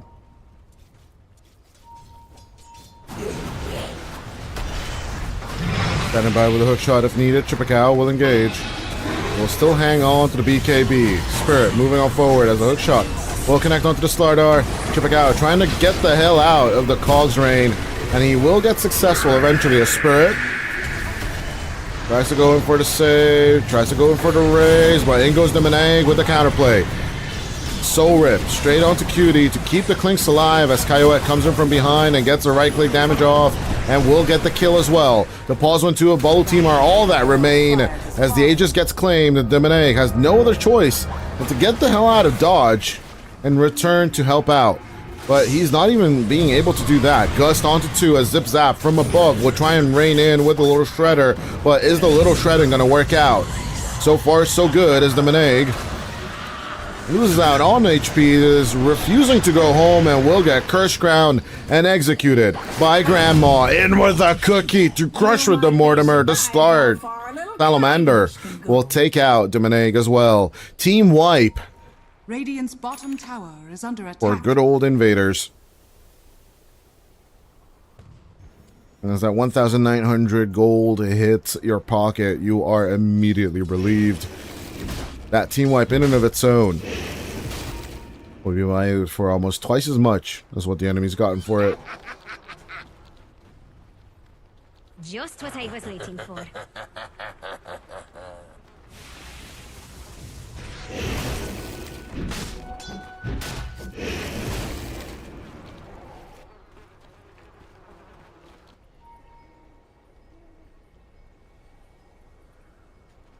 There's Catalyst on a cleave as well.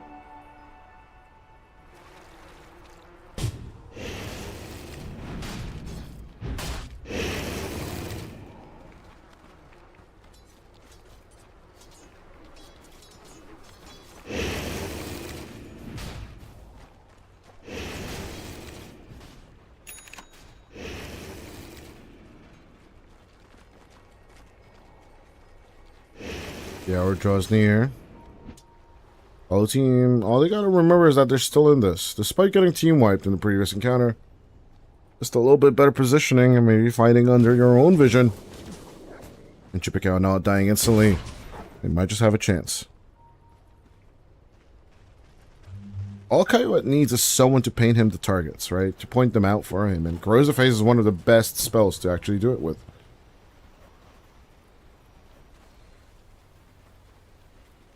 Only 2 more levels, and then we can have Corrosive Haze being undispellable. That will basically be the map hack against the Clinks for in the long run. Until then, though, Spirit proving to be a free target if they need it. It's Chipacao. Looking around, it is nighttime. They will eventually find the Undying. But keeping up with the Zombie Lord is kind of tough.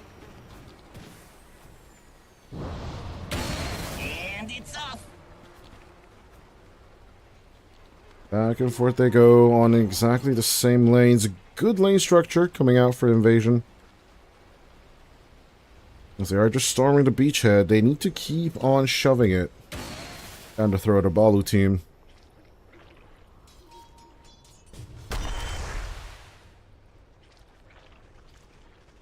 Yeah, the caster curse is just working overtime for the Balu team lineup. Haste.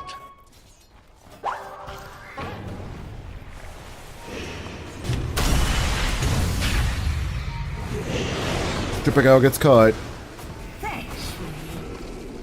Chippekow makes the catch, actually, to be more specific. Onto Zip Zap immediately. The invasion team will react with a triangle. Look at our name. I guess Invasion. Dire are scanning. Coyote gunning for Daedalus, as on the top side though, Diamond looks to disengage. Out comes the Hex, straight from the Undying's mouth. Like getting hexed. Ain't gonna do it for them.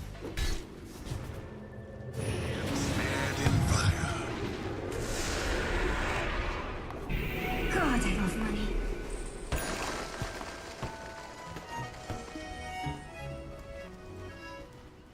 Radiant are scanning. Rock it on. 21 minutes into play. 44 kills on the board.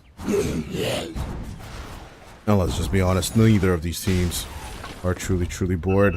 With a 10k net worth lead though, Gaben hardly Dire are granting scanning. any favorability towards either side. We are getting into 50-50 territory. Chippekow with a good find. They will find the clockwork and will multi-shot the crap out of him. 2 arrows is all we need. Chippekow moving forward with Slithering Crush. We'll get hexed, but we'll back off in time with the Undis propped.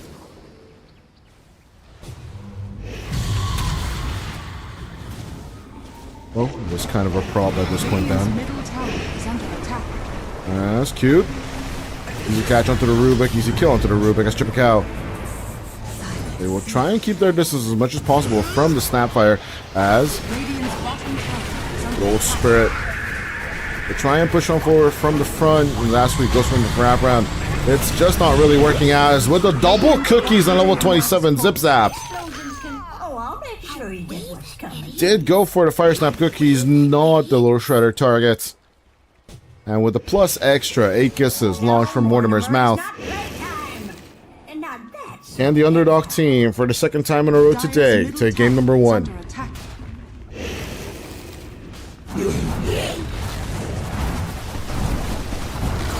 Dire's top tower is under attack. Dire's structures are fortified.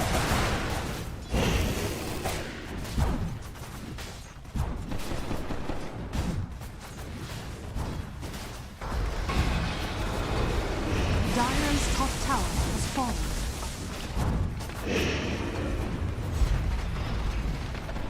Dire's top barracks has fallen. Middle barracks. Dire's top barracks has fallen.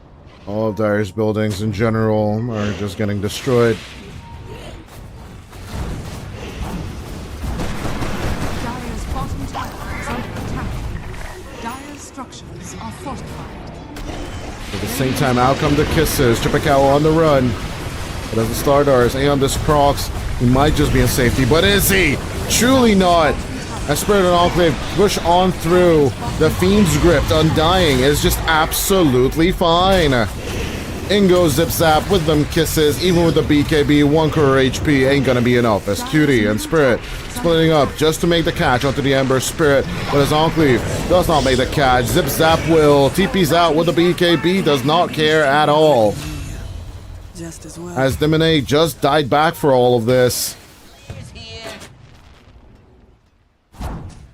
Overall, the satisfaction is not on Balu team's side, as they will lose buildings for this whole ordeal. On top of the net worth they just gained. That's the only one now, actually, is the melee racks on the bottom lane. Everything else has been cleaned out by the Radiant. Once again, I just gotta reiterate, the invaders must die. Did want to have a good time. Rock it on. Invisibility. Jackpot.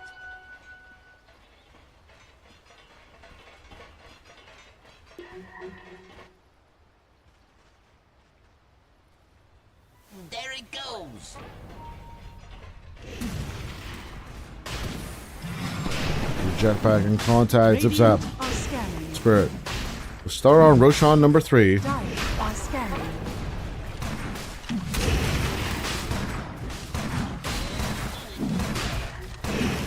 Yeah, double super creeps invasion. Does not escape. Pretty sure the minds of the players, as it is 45 seconds in. Zip Zap stays inside the pit. They will give immortality to Spirit. Despite having the Ceaseless Dirge, they are looking to front line.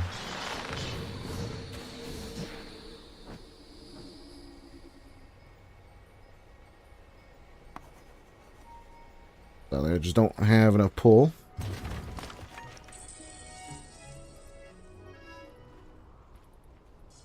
But this game number 1 going really, really fine for the Invasion's force. Despite them not even having Underlord. What can you do?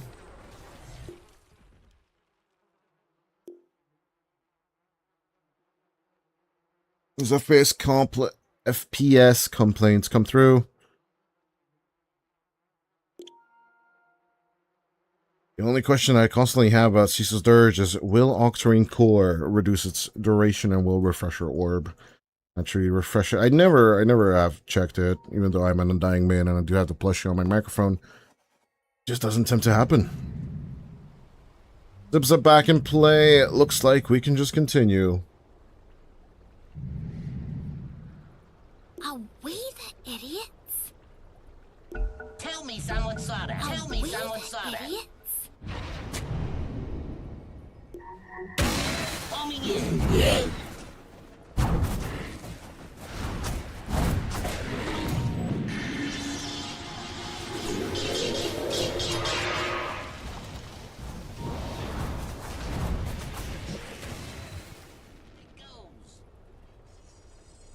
As the invasion slowly but surely continues. It's a slow one. Look to get back on that high horse. Beauty shows, so will Zip Zap with a TP all out onto a Kamu, or not. Fiend's Grip, straight onto the Clinks, as there's no Aegis on the Skeleton Archer. They need to save Cutie as much as they can. Double cookies out onto the Bone Archer, as they're trying to just lay down the damage out onto Demonegg and Cute. Cutie will get Cute, but Cutie will get caught by Demonegg, and no one is remaining to be Cute, as they will get Kyoet as well.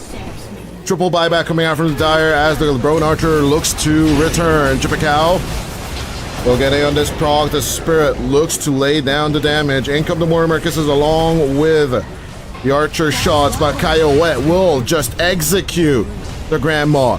Cutie, not found, no vision, no resources. The Clinks will show up, but that's a dieback on the Clinks. Rush B, rush mid, rush something. They need to defend the base. Is under attack. 47 minutes in. Let's recap the fight. 3 buybacks coming out from the Dire, but a dieback on the Clinks overall is the main focus over here. With the Clockwork ending up on the fight, that is overall a 7,000 to 8,000 gold turn coming out for the Dire play. Question is, though, will it be enough?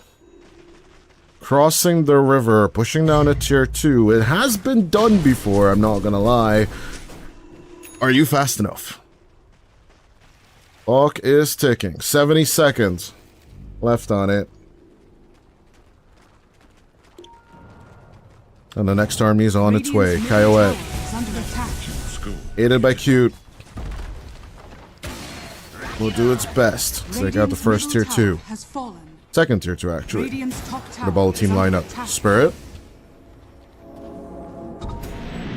Establishing the beachhead on the Radiant Triangle. This is their center of operations. Looking to tear down the last tier 1 Radiant's top tower of the has game. fallen. Radiant's Chippecow top will tower succeed is under as attack. through.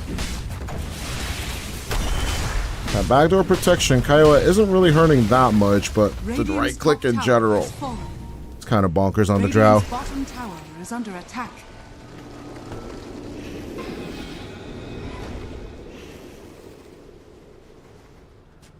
Radiant's bottom Of course, with tower is your under feet attack. and the extra attack speed, it's kind of nice, but Deceptive rune of invisibility.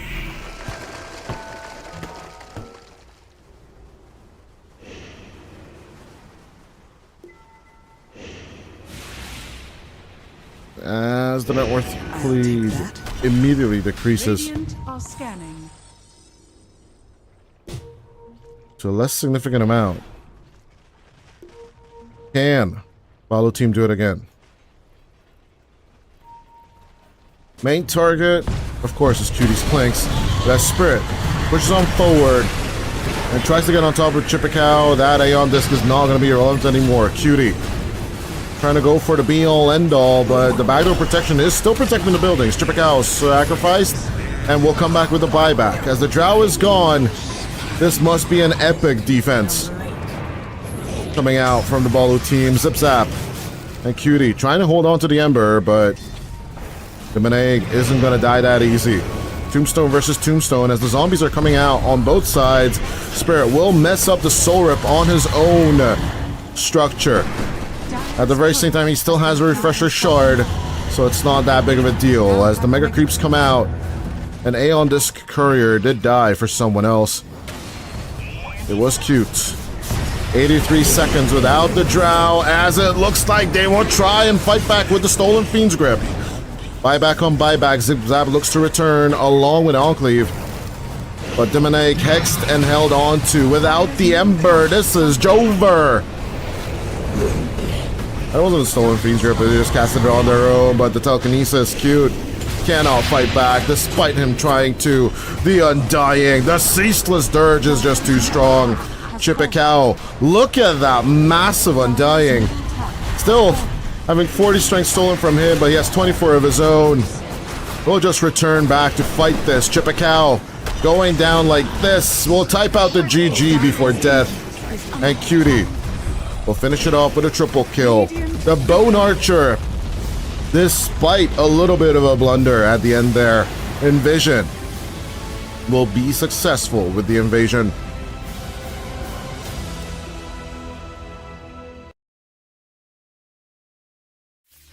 Blink and you miss it type of action, as both teams did their best to strategize around each other.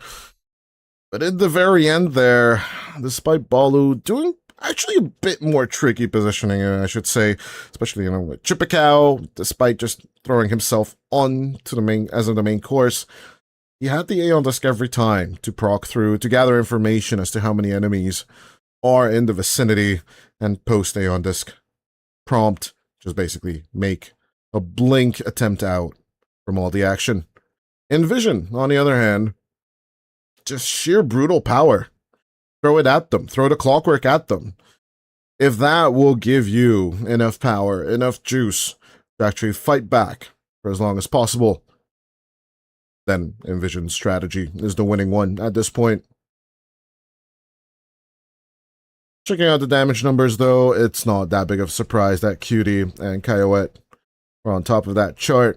But the difference, actually, Demonaic actually is second with a close third on Zip Zap.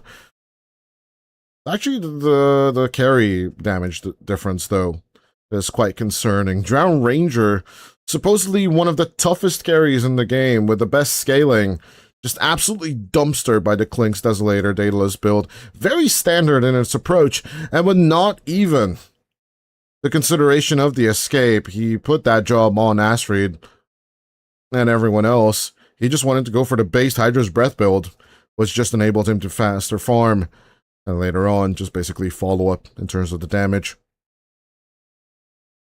Yeah, with that, ladies and gentlemen, we are going to go to a little bit of a break. Invasion, or Invision, will truly succeed with the invasion. 1-0 for them against Balu team. We'll be right back with game number 2 after a small break.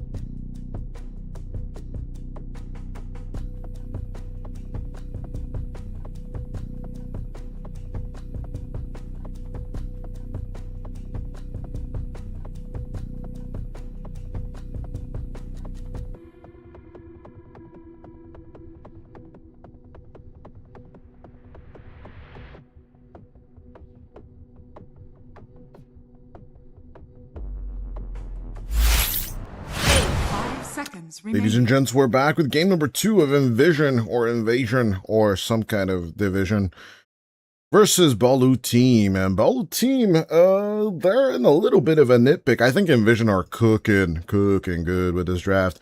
They're going to pick up the techies and the Rubik, and of course, they're undying on Secret or Spirit. With the Invasion and the Division and the Invision, that was really good, actually, in game number 1. So I'm not going to lie. Of course, my name is Dodai. Welcome to European Pro League, Season 39. You can put this on record or anything you want. Invision's play, actually, in this game number 1 was quite spectacular. I'm not gonna sugarcoat it. They just basically out-resourced the crap out of Balu team. Kept their money high, kept their buybacks at a loop, and then they went for the risky business of establishing mega creeps. And then, of course, despite giving the enemy Drow Ranger, they're playing around this hero, right? Despite the power spike, despite the outzonage that Drow Ranger grants you, or grants your marching order or approaches to fights, they just basically ran at the hero and destroyed it time and time again. Now, with the SF gone and Bane not being addressed, I am super surprised that Balu team will still go for the Ringmaster and the Hoodwink instead of the super OP Bane. But without the Lone Druid and a Treant Protector, Balu team still are in requirement. But at least a good carry to actually keep this ball rolling. Now, with wombo combo setups such as the Snapfire and the Invoker gone, the Faceless Void, which would have been a prime pick for the Invision lineup, is just basically out of the question right now. Dire team ban. For good old Cutie, as he is just going to pick up the Tiny instead.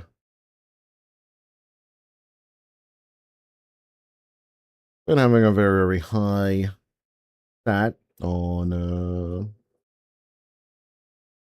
Clinks overall. They're not going to be going back for it.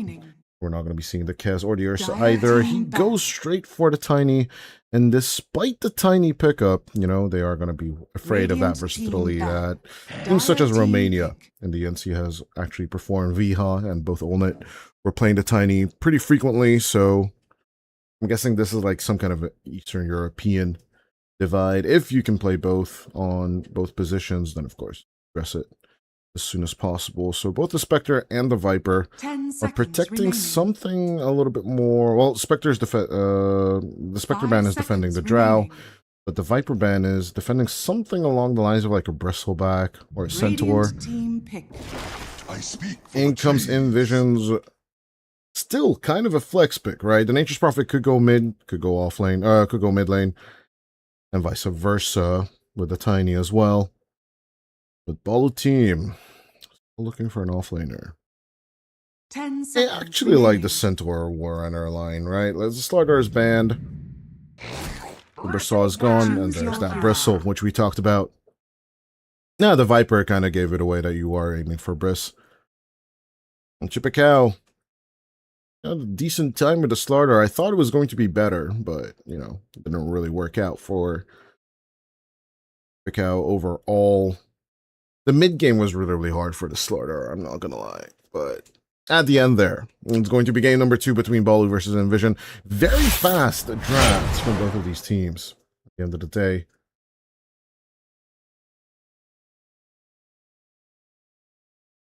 They are not messing about. And Invision, speaking of just fast drafts in general, it's a really nice tempo game with the Tiny and the Nature's Prophet. I'll be extremely excited to see for the first time to cast, actually, the Automaton Bristleback.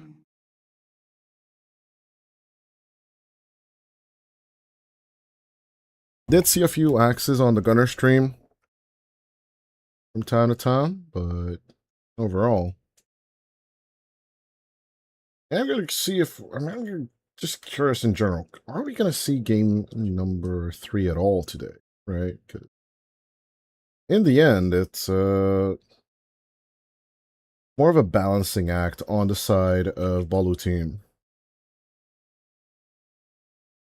If you overextend the way they did in the previous game, where Demoneg actually had to deliver most of the damage, and Coyote couldn't really join up with the Drow every time. Hitting decent tempos, but bad timings, it just should not happen. Getting like this great position, good itemizations, but then literally physically in a bad position. Where Spirit, and of course, Zip Zap just runs at you. It's a tricky, tricky play, and right now it looks like they're going to be laning the Tiny against Chippecao's Bristleback. The question remains. Will actually Balu team manage to deliver in general, right? I don't know, man. This is a rough one. No matter how I look at it. Yeah, the question does remain, are you the idiots at this point?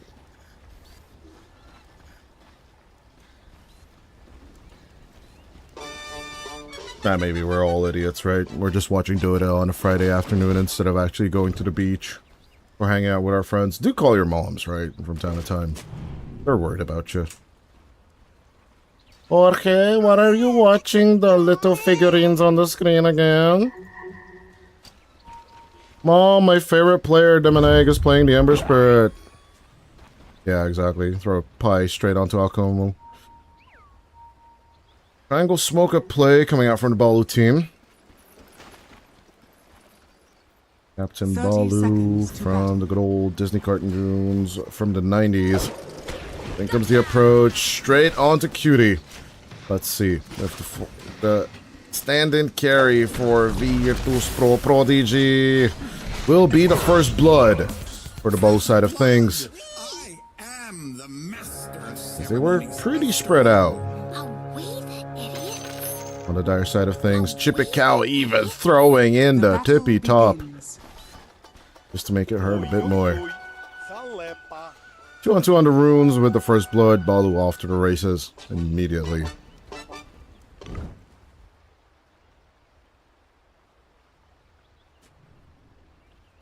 As you know, even though this slight advantage is slight, you know, we'll still have a bit more of a pressure. So once again, I'm tempted to say that the Balu team is strong, but since they have Nature's Prophet and Tiny, I personally believe in this strategy pretty hard. So I'm going to go Invasion this time. And maybe I'm just caster cursed. Guys, it's worked out 3 times so far.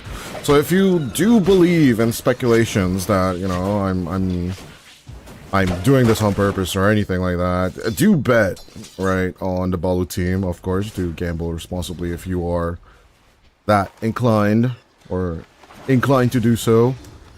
At the very same time, don't take my word to the bank in any shape or form, as Enclave will actually go down. But this time I am going Invasion. Despite the 2-0 for Balu, I'm going to go up to the Varus side. Spirit immediately shows that this Undying is just brutal. Maybe this is the way I'm gonna get into Divine and slash Immortal. I'm just gonna be keep spamming this Undying all day, every day, everywhere, all the time. No apologies, just Undying spamming on the offlane.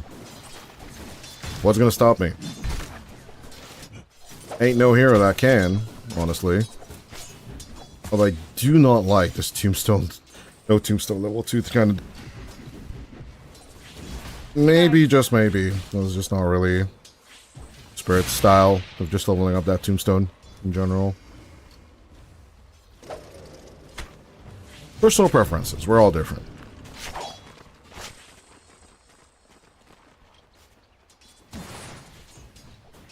Zab denying both water runes on the mid lane.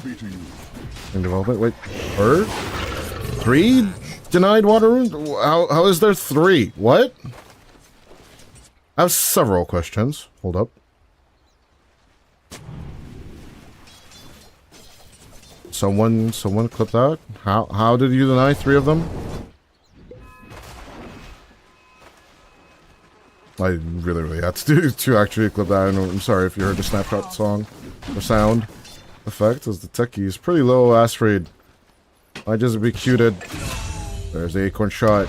It was a secure kill. Back to Cutie and Chipacao. Dire's courier has been killed.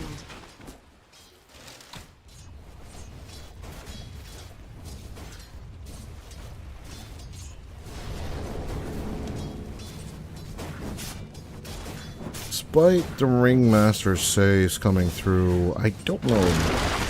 Escape Act into Avalanche, into Blast Off, and the Sprout goodies. Doesn't seem like enough. Actually save against the Cutie. And Zip Zap line up.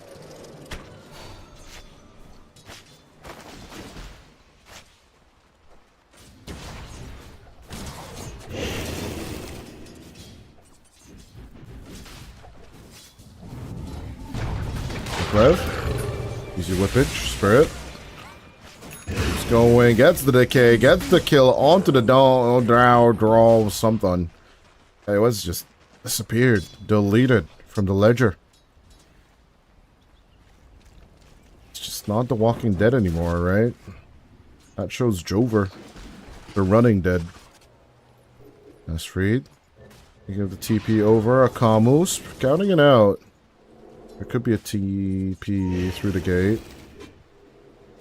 Asri's just messing with him. He's not gonna go through, is he? He went through! He went through! He went through! He's a disarm. Gets whipped. Still has the blast off. Still gets impaled. Oh, the whoopee cushion! The read at the outplay, Akamu. Previously on the Bane, but it looks like he's so much more comfortable in the ring. Another impalement, another whip, but the whip this time will miss. Cute, on the other hand, with the acorn shot, will put nuts to the Techie's demolition.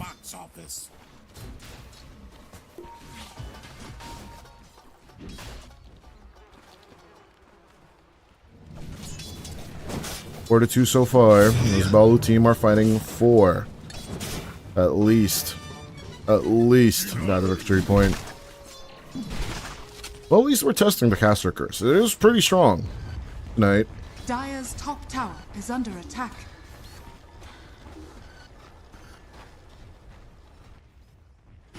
Never refuse gold given. He's getting kind of outzoned from his own lane.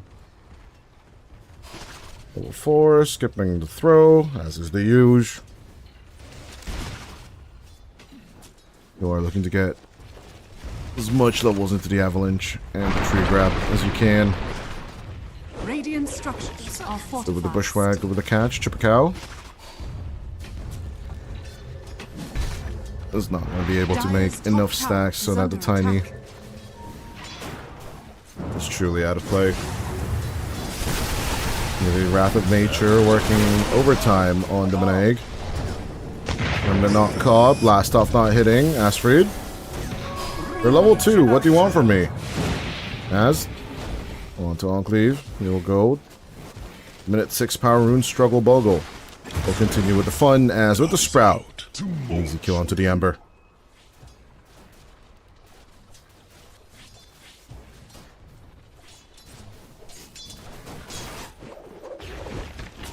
Yeah, Spirit. In a pickle, level 5 is looking to just turn around with more decay. Dire's top tower is under Having attack. 2 levels into Soul Rip instead of a single tombstone. Although, yeah, let's be honest, he's with Coyote and Cute. We'll just immediately start targeting the tombstone despite when he drops it. Maybe that's the idea behind it. Slowing the cooldown on Soul Rip, though, is like extra Dire's middle HP, tower heal, is under worth it. attack. Radiant are Kind scanning. of a wonky approach to me. Still, no matter how I look at it.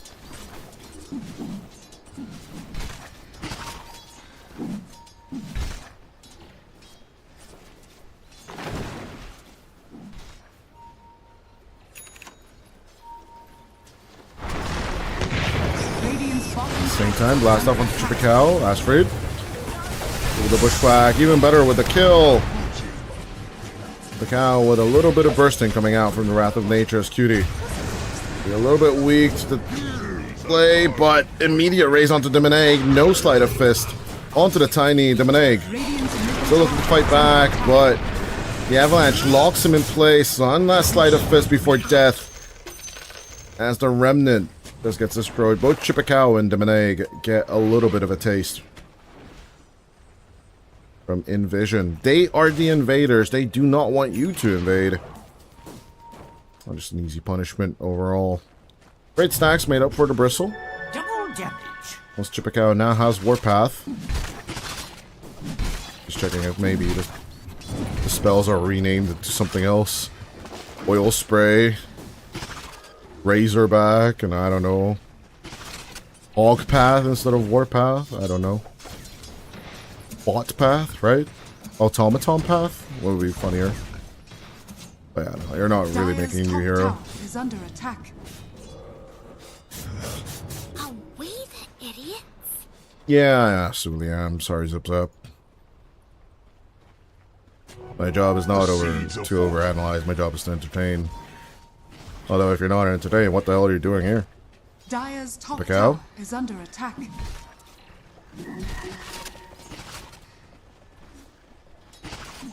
1-1-1 so far on the bristle, and is going immediately for the wraps. Basically the rush item of bristles everywhere across the planet. Dire's middle tower With the soul ring and with the flesh golem, still no tombstone. Immediate dive onto Kyoet, paying off super heavily with the PT. PT talisman, a casual windlace. Where's the wand? Radiant's bottom tower has fallen. Undying just built different. What can you do?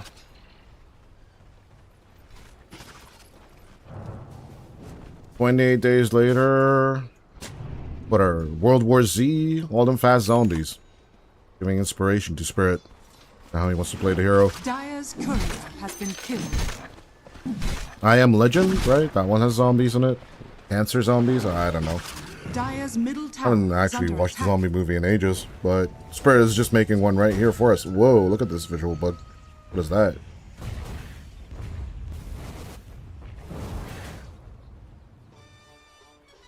Guessing some kind of vessel death remnant that was just inkling through our screens, or Dota is suddenly turning into Death Stranding or something.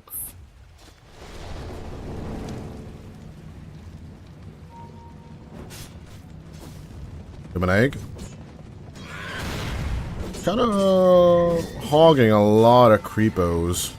And just showing exactly what he's trying to get away with. As immediately the Wrath of Nature comes on through. Zip Zap got most of those creeps and is immediately looking to punish them an egg. But we'll just use the TP as a little bit of a threatening device. Nothing else. With me.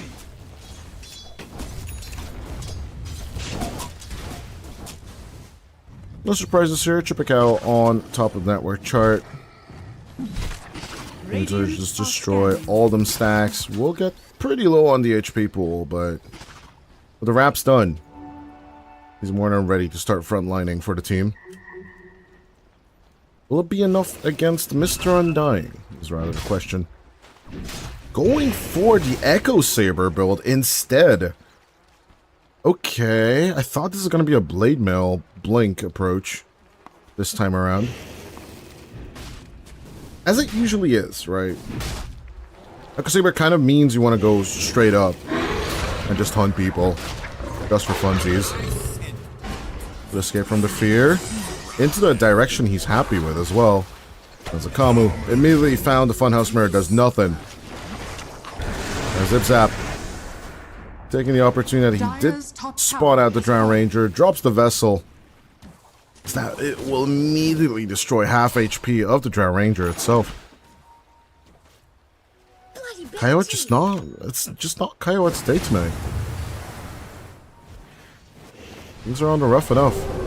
There's the Beneg. Rune of invisibility. The Invis rune will hide him. Zip Zap will give him another day to live.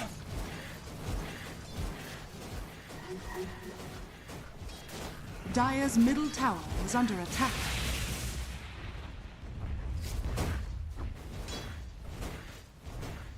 One KMR lead still for Balu, though. Never refuse gold. Now Chipikao is ready to show what he's got. Out comes the Avalanche. In comes the TP from DNP as Zip Zap, Cutie, and Astrid as well are ready to hit Bristleback Automaton in the face. Free grab available in 2. The trees are all turned into treants at the same time. Enclave with the chase. We'll let Chipikao go. Dire's Cute. structures are fortified. We'll break the chase.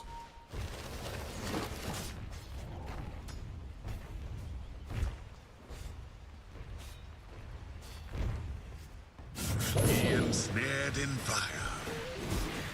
Slide of fist action, Demon Egg.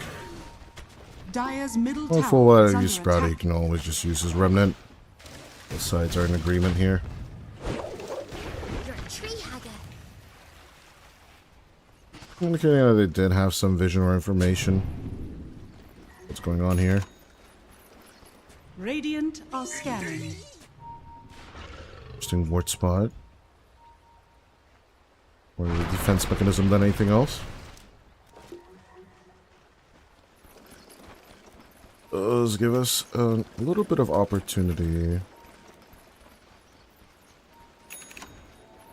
Check these out. I did just overload this though, so I don't know. Weirdness. And then we get losses? What the hell? Dire Enclave? are scanning. A little bit of a Rune Deny. We are at 14 minutes in. The shrines aren't super addressed by the two teams, but let's see the Nature's Prophet. Going down, onto the bottom. Astrid will go for the blast off. There's no escape for the Drow. Bombs everywhere. And Zip Zap with the BM pause. Oh, packet loss. Sure, yeah, I have packet loss too, but sure. BM pause, BM pause, BM pause, BM pause, BM pause. Flip it, ship it, put it on Reddit. Nah, you can have a little bit of fun with the game from time to time. Are we the idiots? Damn, even the tippage. Chipikao even throws it in on his own teammate. Damn, they're mean to Cutie. He just came to stand in for the team and they're just shitting on him. What does the world come to? You do a favor for someone and immediately they just crap all over you? Damn, I GG right here, right now. Take Askless with you. Dire's I ain't top standing tower in is ever under again. attack. Biatch.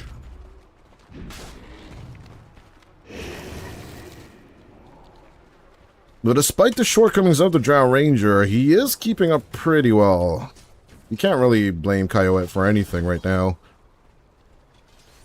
He's about 1,200-ish behind Radiant are scanning. compared to the Nature's Prophet, but really the one who is behind in this is Demon Egg with 800 gold. And when you compare the two carries, it ain't so different. Despite the 3 deaths on the Drow Ranger, Cutie is still a little bit short. Sharpshooter, straight onto the Nature's Prophet. Chipikao looking to get a little bit of engagement, but will get avalanched instead. The treants are falling like flies, as at the same time, Demon Egg will shake off contact from Astrid. The proxies blue blow up, but the Wheel of Wonder is wondersome. In with the Remnant, no whippage out. Dire's middle tower And Astrid will get executed. Chipikao with the Warpath continues to push on forward to the Tier 1 tower, number 2. This Balu Dire's team middle tower has fallen. creating space for the Drow Ranger being the number 1 priority of their lineup is following through pretty heavily. Sanj done, moving over to the Yasha for the SNY component on the Bristle. Get the status resistance, Dire's middle which tower would be is under okay attack. against the Decay, but in my opinion, this is just not enough. It doesn't do anything against the Avalanche. Sprouts are going to stay for the duration they are. I guess good against the Sharpshooter and good against Bushwhack? Question mark? Radiant's That's bottom about it. tower is Hit under it. attack.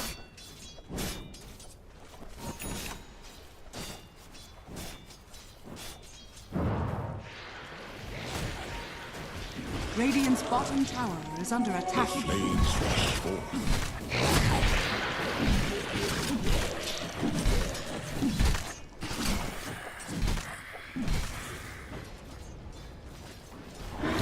I don't know. I just like watching Chippecale farm, but Spirit and Asfi just don't really want us to keep doing that. So immediately a 4-man move coming out from the invaders. They are looking to pick up their second tier 1 tower, splitting up the map, which is actually quite wise for Nature's Prophet lineup. Gives you the opportunity to cut, push with the treants, etc., etc. Radiant structures are fortified.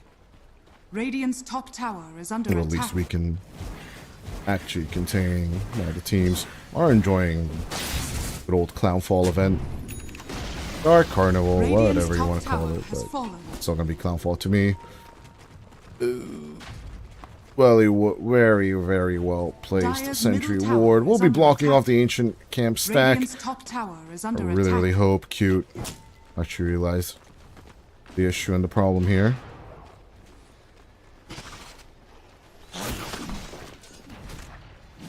But between a rock and a hard place, though. Invasion is starting to kick through. Shadowblade done. Moving over to more than likely the Silver Edge, and then immediately the Harpoon itself. As with the Wheel of Wonder, Spirit Soul Rips himself tries to save what cannot be saved with the Avalanche no catch onto the Meneg with the Ceaseless Dirge. We'll get our zombie back in no time.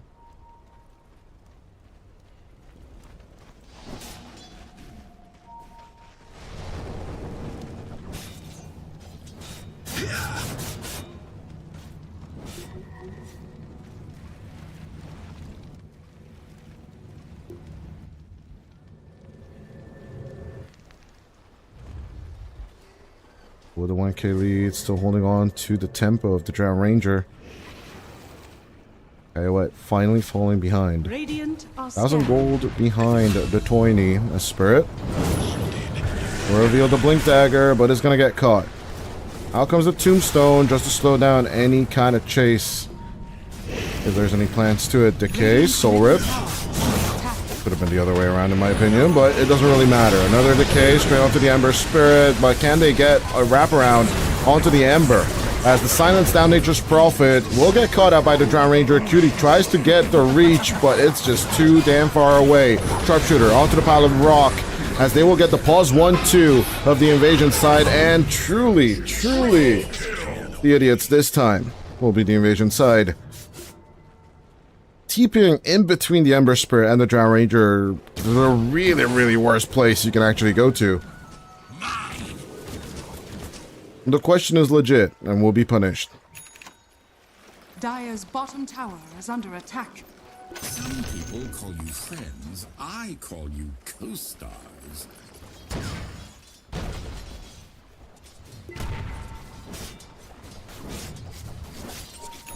Away the idiots!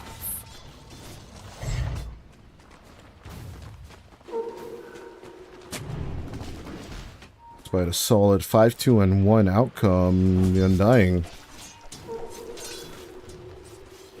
actually 6th place on the network chart.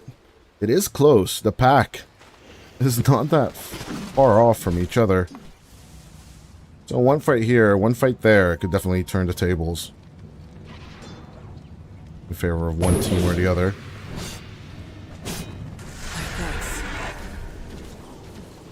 Yeah, with a multi-shot. We need to clean up some of the camps. They're not going to be managing to catch Cutie just yet. Gentleman Arts missed. Essence Distiller. And with the play, with the slow, As-Free, going for the catch onto the Hoodwink, will get that kill. But the Escape Act, looking to save the Meneg, will be successful as Chippecale comes from the right side and gets the position and the approach. Spirit still hanging out. Will try and sit the Drow as he did in the beginning of this game, as the fight just continues around the Tombstone, which is just perfect for the zombie. Spirit looking for other sources of the decay, has the Soul Rip very last minute, but it's just not going to be enough. Mr. Warpath looking to destroy everything you love and enjoy about the zombie. 80 HP is all he's sitting on, and I guess robots are just stronger than zombies.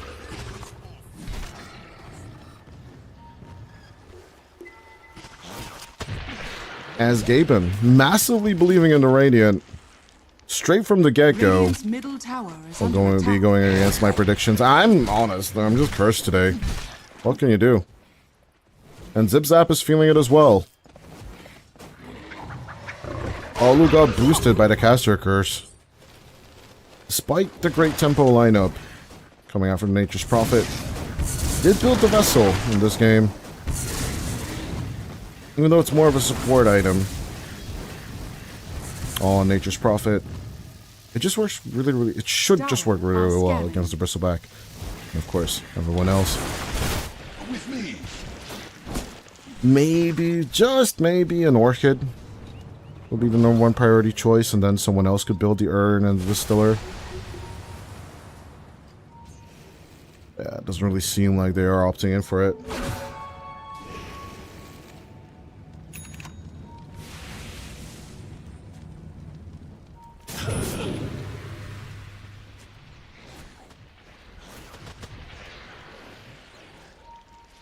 Yeah, Rap, Sipson, SNY, Sandra and Kaya on the Ember. Because the Manta's already on the way, I'm guessing, for Coyote. Okay, one more Cramp. And then we'll have it for the Drow. Meantime, Cutie. Done with the Silver Edge, moving over to the Harpoon. Of all things.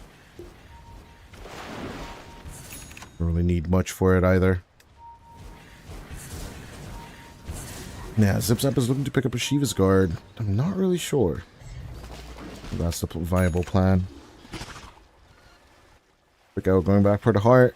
No Blade Mill just yet.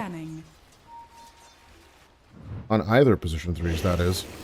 Dead item. Who needs it? Too expensive. No good scaling. What can you do? Let's get more regen. Buy more HP. Works for them. Why wouldn't it not work for you?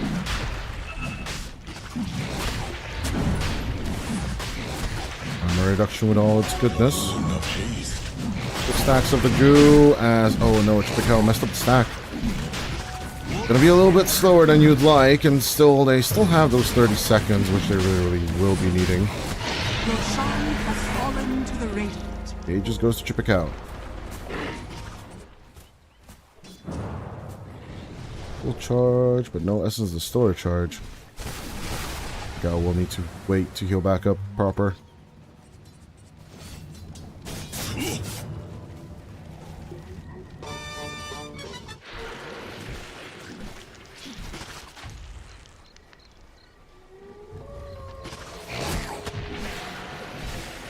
Dire's middle tower is under attack. Astrid coming in to distract against the Tormentor play, but Chipical. I'll get the deletion off. Radiant are scanning. Here goes the Meneg to help out. With the 4 of them. Should be more doable, but cute. Almost dying in the process. We'll make it through. Little risky, what can you do, but it's still a worthy exchange.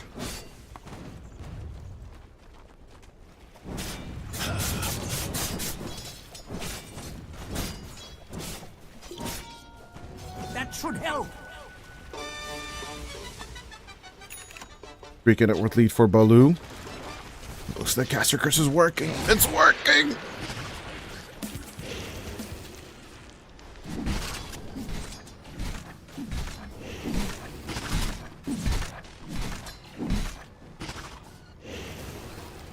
The tier 1 line is just obliterated on the Dire side. There's still that remnants of a mid lane on the Radiant for Balu, but I'm actually surprised that Zip Zap is just not constantly sending treants just to get it. They pinged it, they found it, they killed it. As is the way of the tiny. Even though the awkwardness of just not building a Blink Dagger, with the Silver Edge you are more than viable to approach. Once Chipical, they will go. Silver Edged. We'll be ignoring a Bristleback as with the Telekinesis. There's the pickup, but they did not succeed with the kill. They'll immediately back off. Cute. Chipical looking for the search, looking for the chase. The big old blast off. Astrid is in safety. At the same time, they are leaving out their carry to dry. Cutie is dead. VP Prod. Messing it up. And Asfried will be freed from his own ass and be sent back into the Dire Fountain for a cool-off timer. 45 seconds. Are we the idiots? Are we the idiots?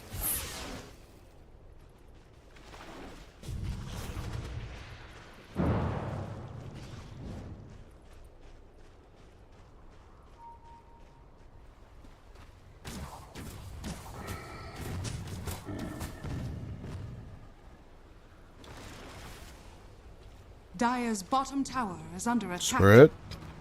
In trouble.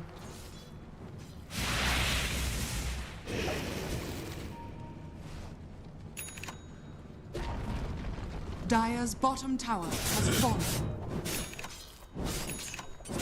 Zombie's fine. Looking to cut off waves alone, though.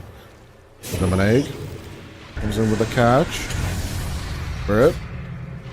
Baiting out as many people as possible. We'll be doing the Nightfall move.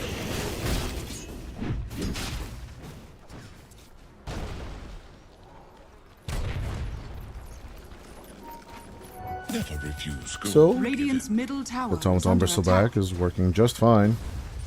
About to get part of Tarask. The Tin Bristleback getting a heart. Wizard of Oz. Enjoyers. Turning in their graves. Coyote. Absolutely Invision. Backing up, he is. Dire's middle tower But, is under Demonegg, attack. Duke coming in from behind. Thinking that the Vision's on the other side, they'll get Asfried out of commission first. And with Fire Remnant or Fire Remnant, let's see if Enclave manages to make this escape happen. Yeah, he's been using all the charges pretty quickly with the Scurry and the Blink. He'll buy himself a bit more time.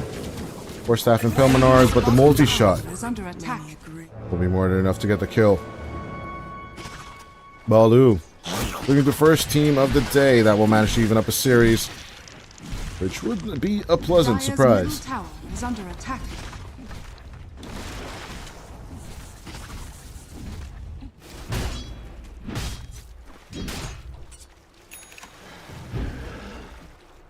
Dire's structures are fortified. Again, with Coyote not having a BKB, this would be a perfect blade mail game. And with Zip Zap just constantly just right-clicking people down. I think for Chippecow, it's just a matter of space. It just does not have it, period.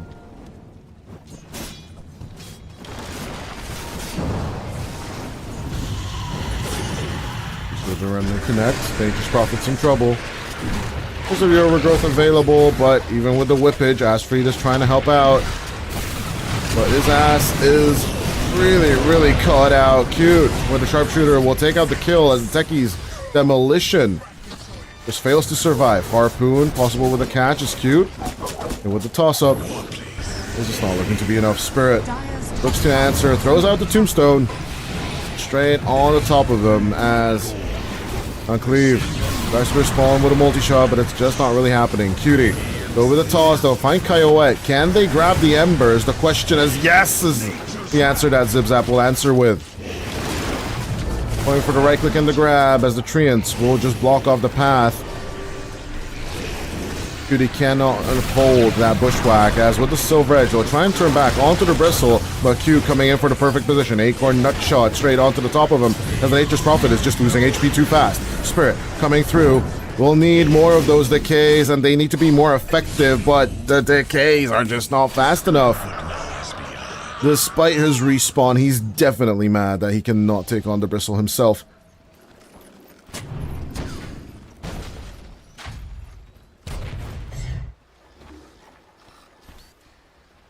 This consecrated Raps. It's just working overtime here. My buddies. Gotta charge every 4 seconds. Provided you don't get hurt. But it just gives you such good leeway into the fight. Also jives really well with the Bristle. Radiant's middle tower is under attack. Radiant's middle tower has fallen. I said dance.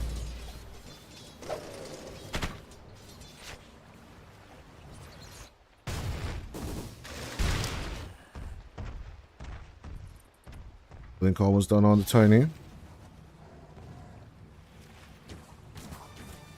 Gibbons just decided. Rakachi hasn't just yet. Did touch on 90 for a second there, but he is just playing with this graph right now. Just doodling on the top of it for the green. Saying that 8K is already 90% at 33 minutes. Bit tasty in my opinion. Dire are scanning. Or along the lines of 80 to 75%. But it's definitely a good place to be. As Cutie's blink reveal will not be a power move. That Invision team wants to use.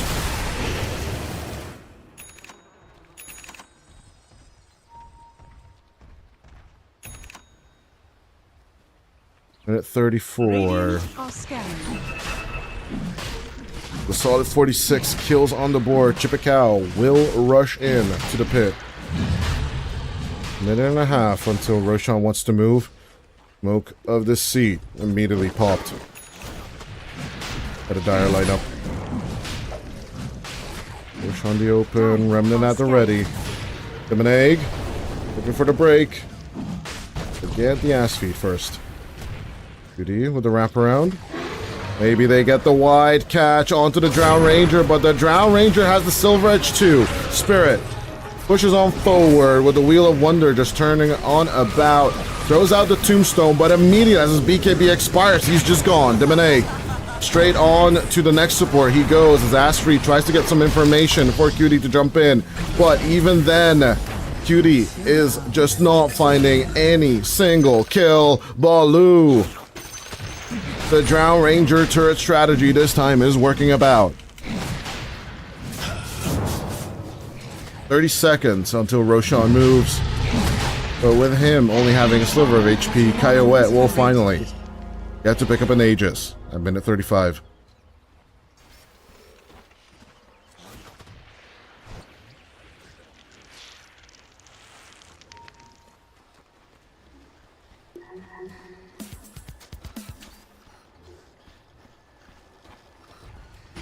Dire's middle tower is under attack. Caster curses are real, Morty. Chippecow looks to destroy first tier 3 tower of game number 2. Ain't nothing stopping this automaton. Dire's middle tower has fallen. And despite me already hearing the dreadnoughts from Helldivers coming down to destroy Chippecow's hero, I don't think they're going to be here in time until the Ancient is going to get destroyed. Dire's top tower is under attack. Dire's top tower has fallen.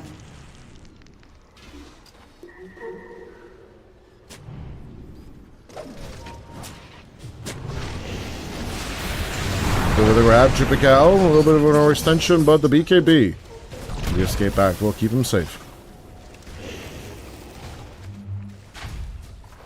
Victory number 1, and it's range racks.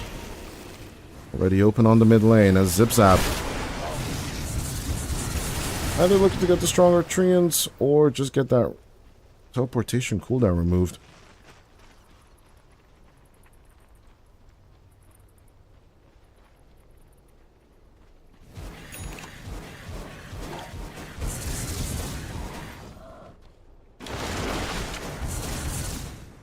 With the Flayer's Boda attack speed increase plus the alert feat as well.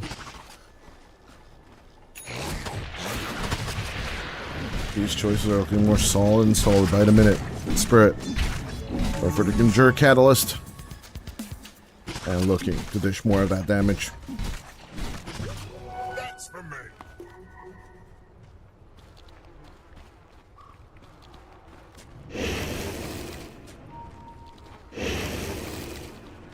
Dire's bottom tower is under attack. Dominagang? Dominate? Come on yet? What? Neutral creep, okay, sure. At the same time, the enemy Dire's team's coming for your bottom tier is too. under attack. Last arrow jump to you have on the map is Spirit. Down call, he'll need to do Dire's the bottom good tower old has fashioned. fallen. Nice full Radiant's top TP out. tower is under Luckily, attack. he's not going to get firsted bashed by the bristle. That would have been painful to watch.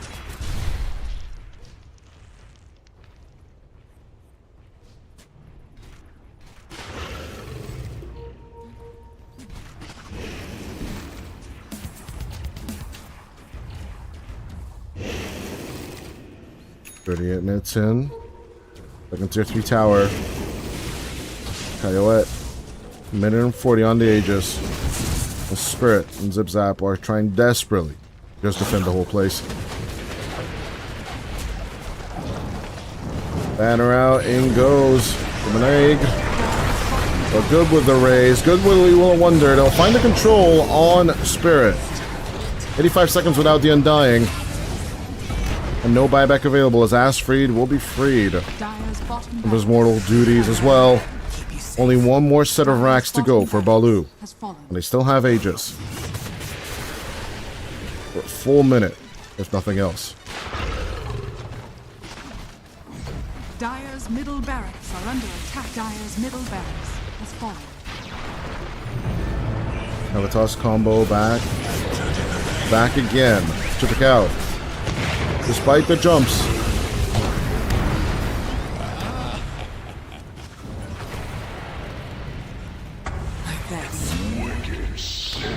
Dire's top I tower just is don't under really know attack. what to comment on that, honestly. Radiant's top tower. That's the is under GG right attack. there. I do Dire's believe top Balu tower team has fallen.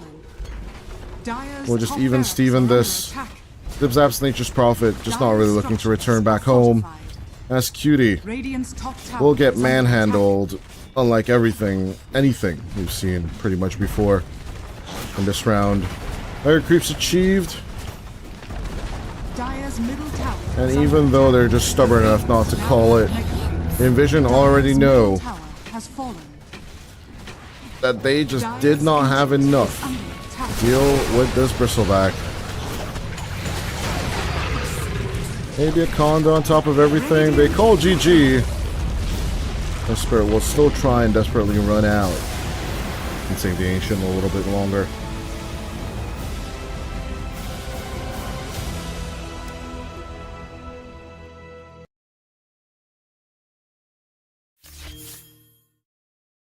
Yeah, ladies and gentlemen, with that, both team will even up the series. This time, once again, with their Drow Ranger, but with a bit more sustain and the Escape Act working out for them. I'm just Caster Curse for the day. I guess, yeah, at the beginning of the game, if I say something, just vote the opposite and hope for the best. Pray that this power will follow me till the rest of my career. I can use this actually for like really evil stuff, but I'm not going to. It's just going to remain within Dota as long as it can. And honestly, that Divine Rapier and its drop absolutely eluded me. But it wasn't actually a drop. It was the last minute buy for Domineg. But yeah, not even out-farmed Coyote. Right? At the end of the day, still going to be a little bit behind if you are on the losing team. Like, by a lot. Now, with that, ladies and gentlemen, we are going to go to a little bit of a break as we will wait for game number 3 of Balu versus Invision. Let's see which of these two teams have the cojones to actually grab the series and get the 2 points. Which of these two teams is just going to have to be content, actually just getting one of the 3.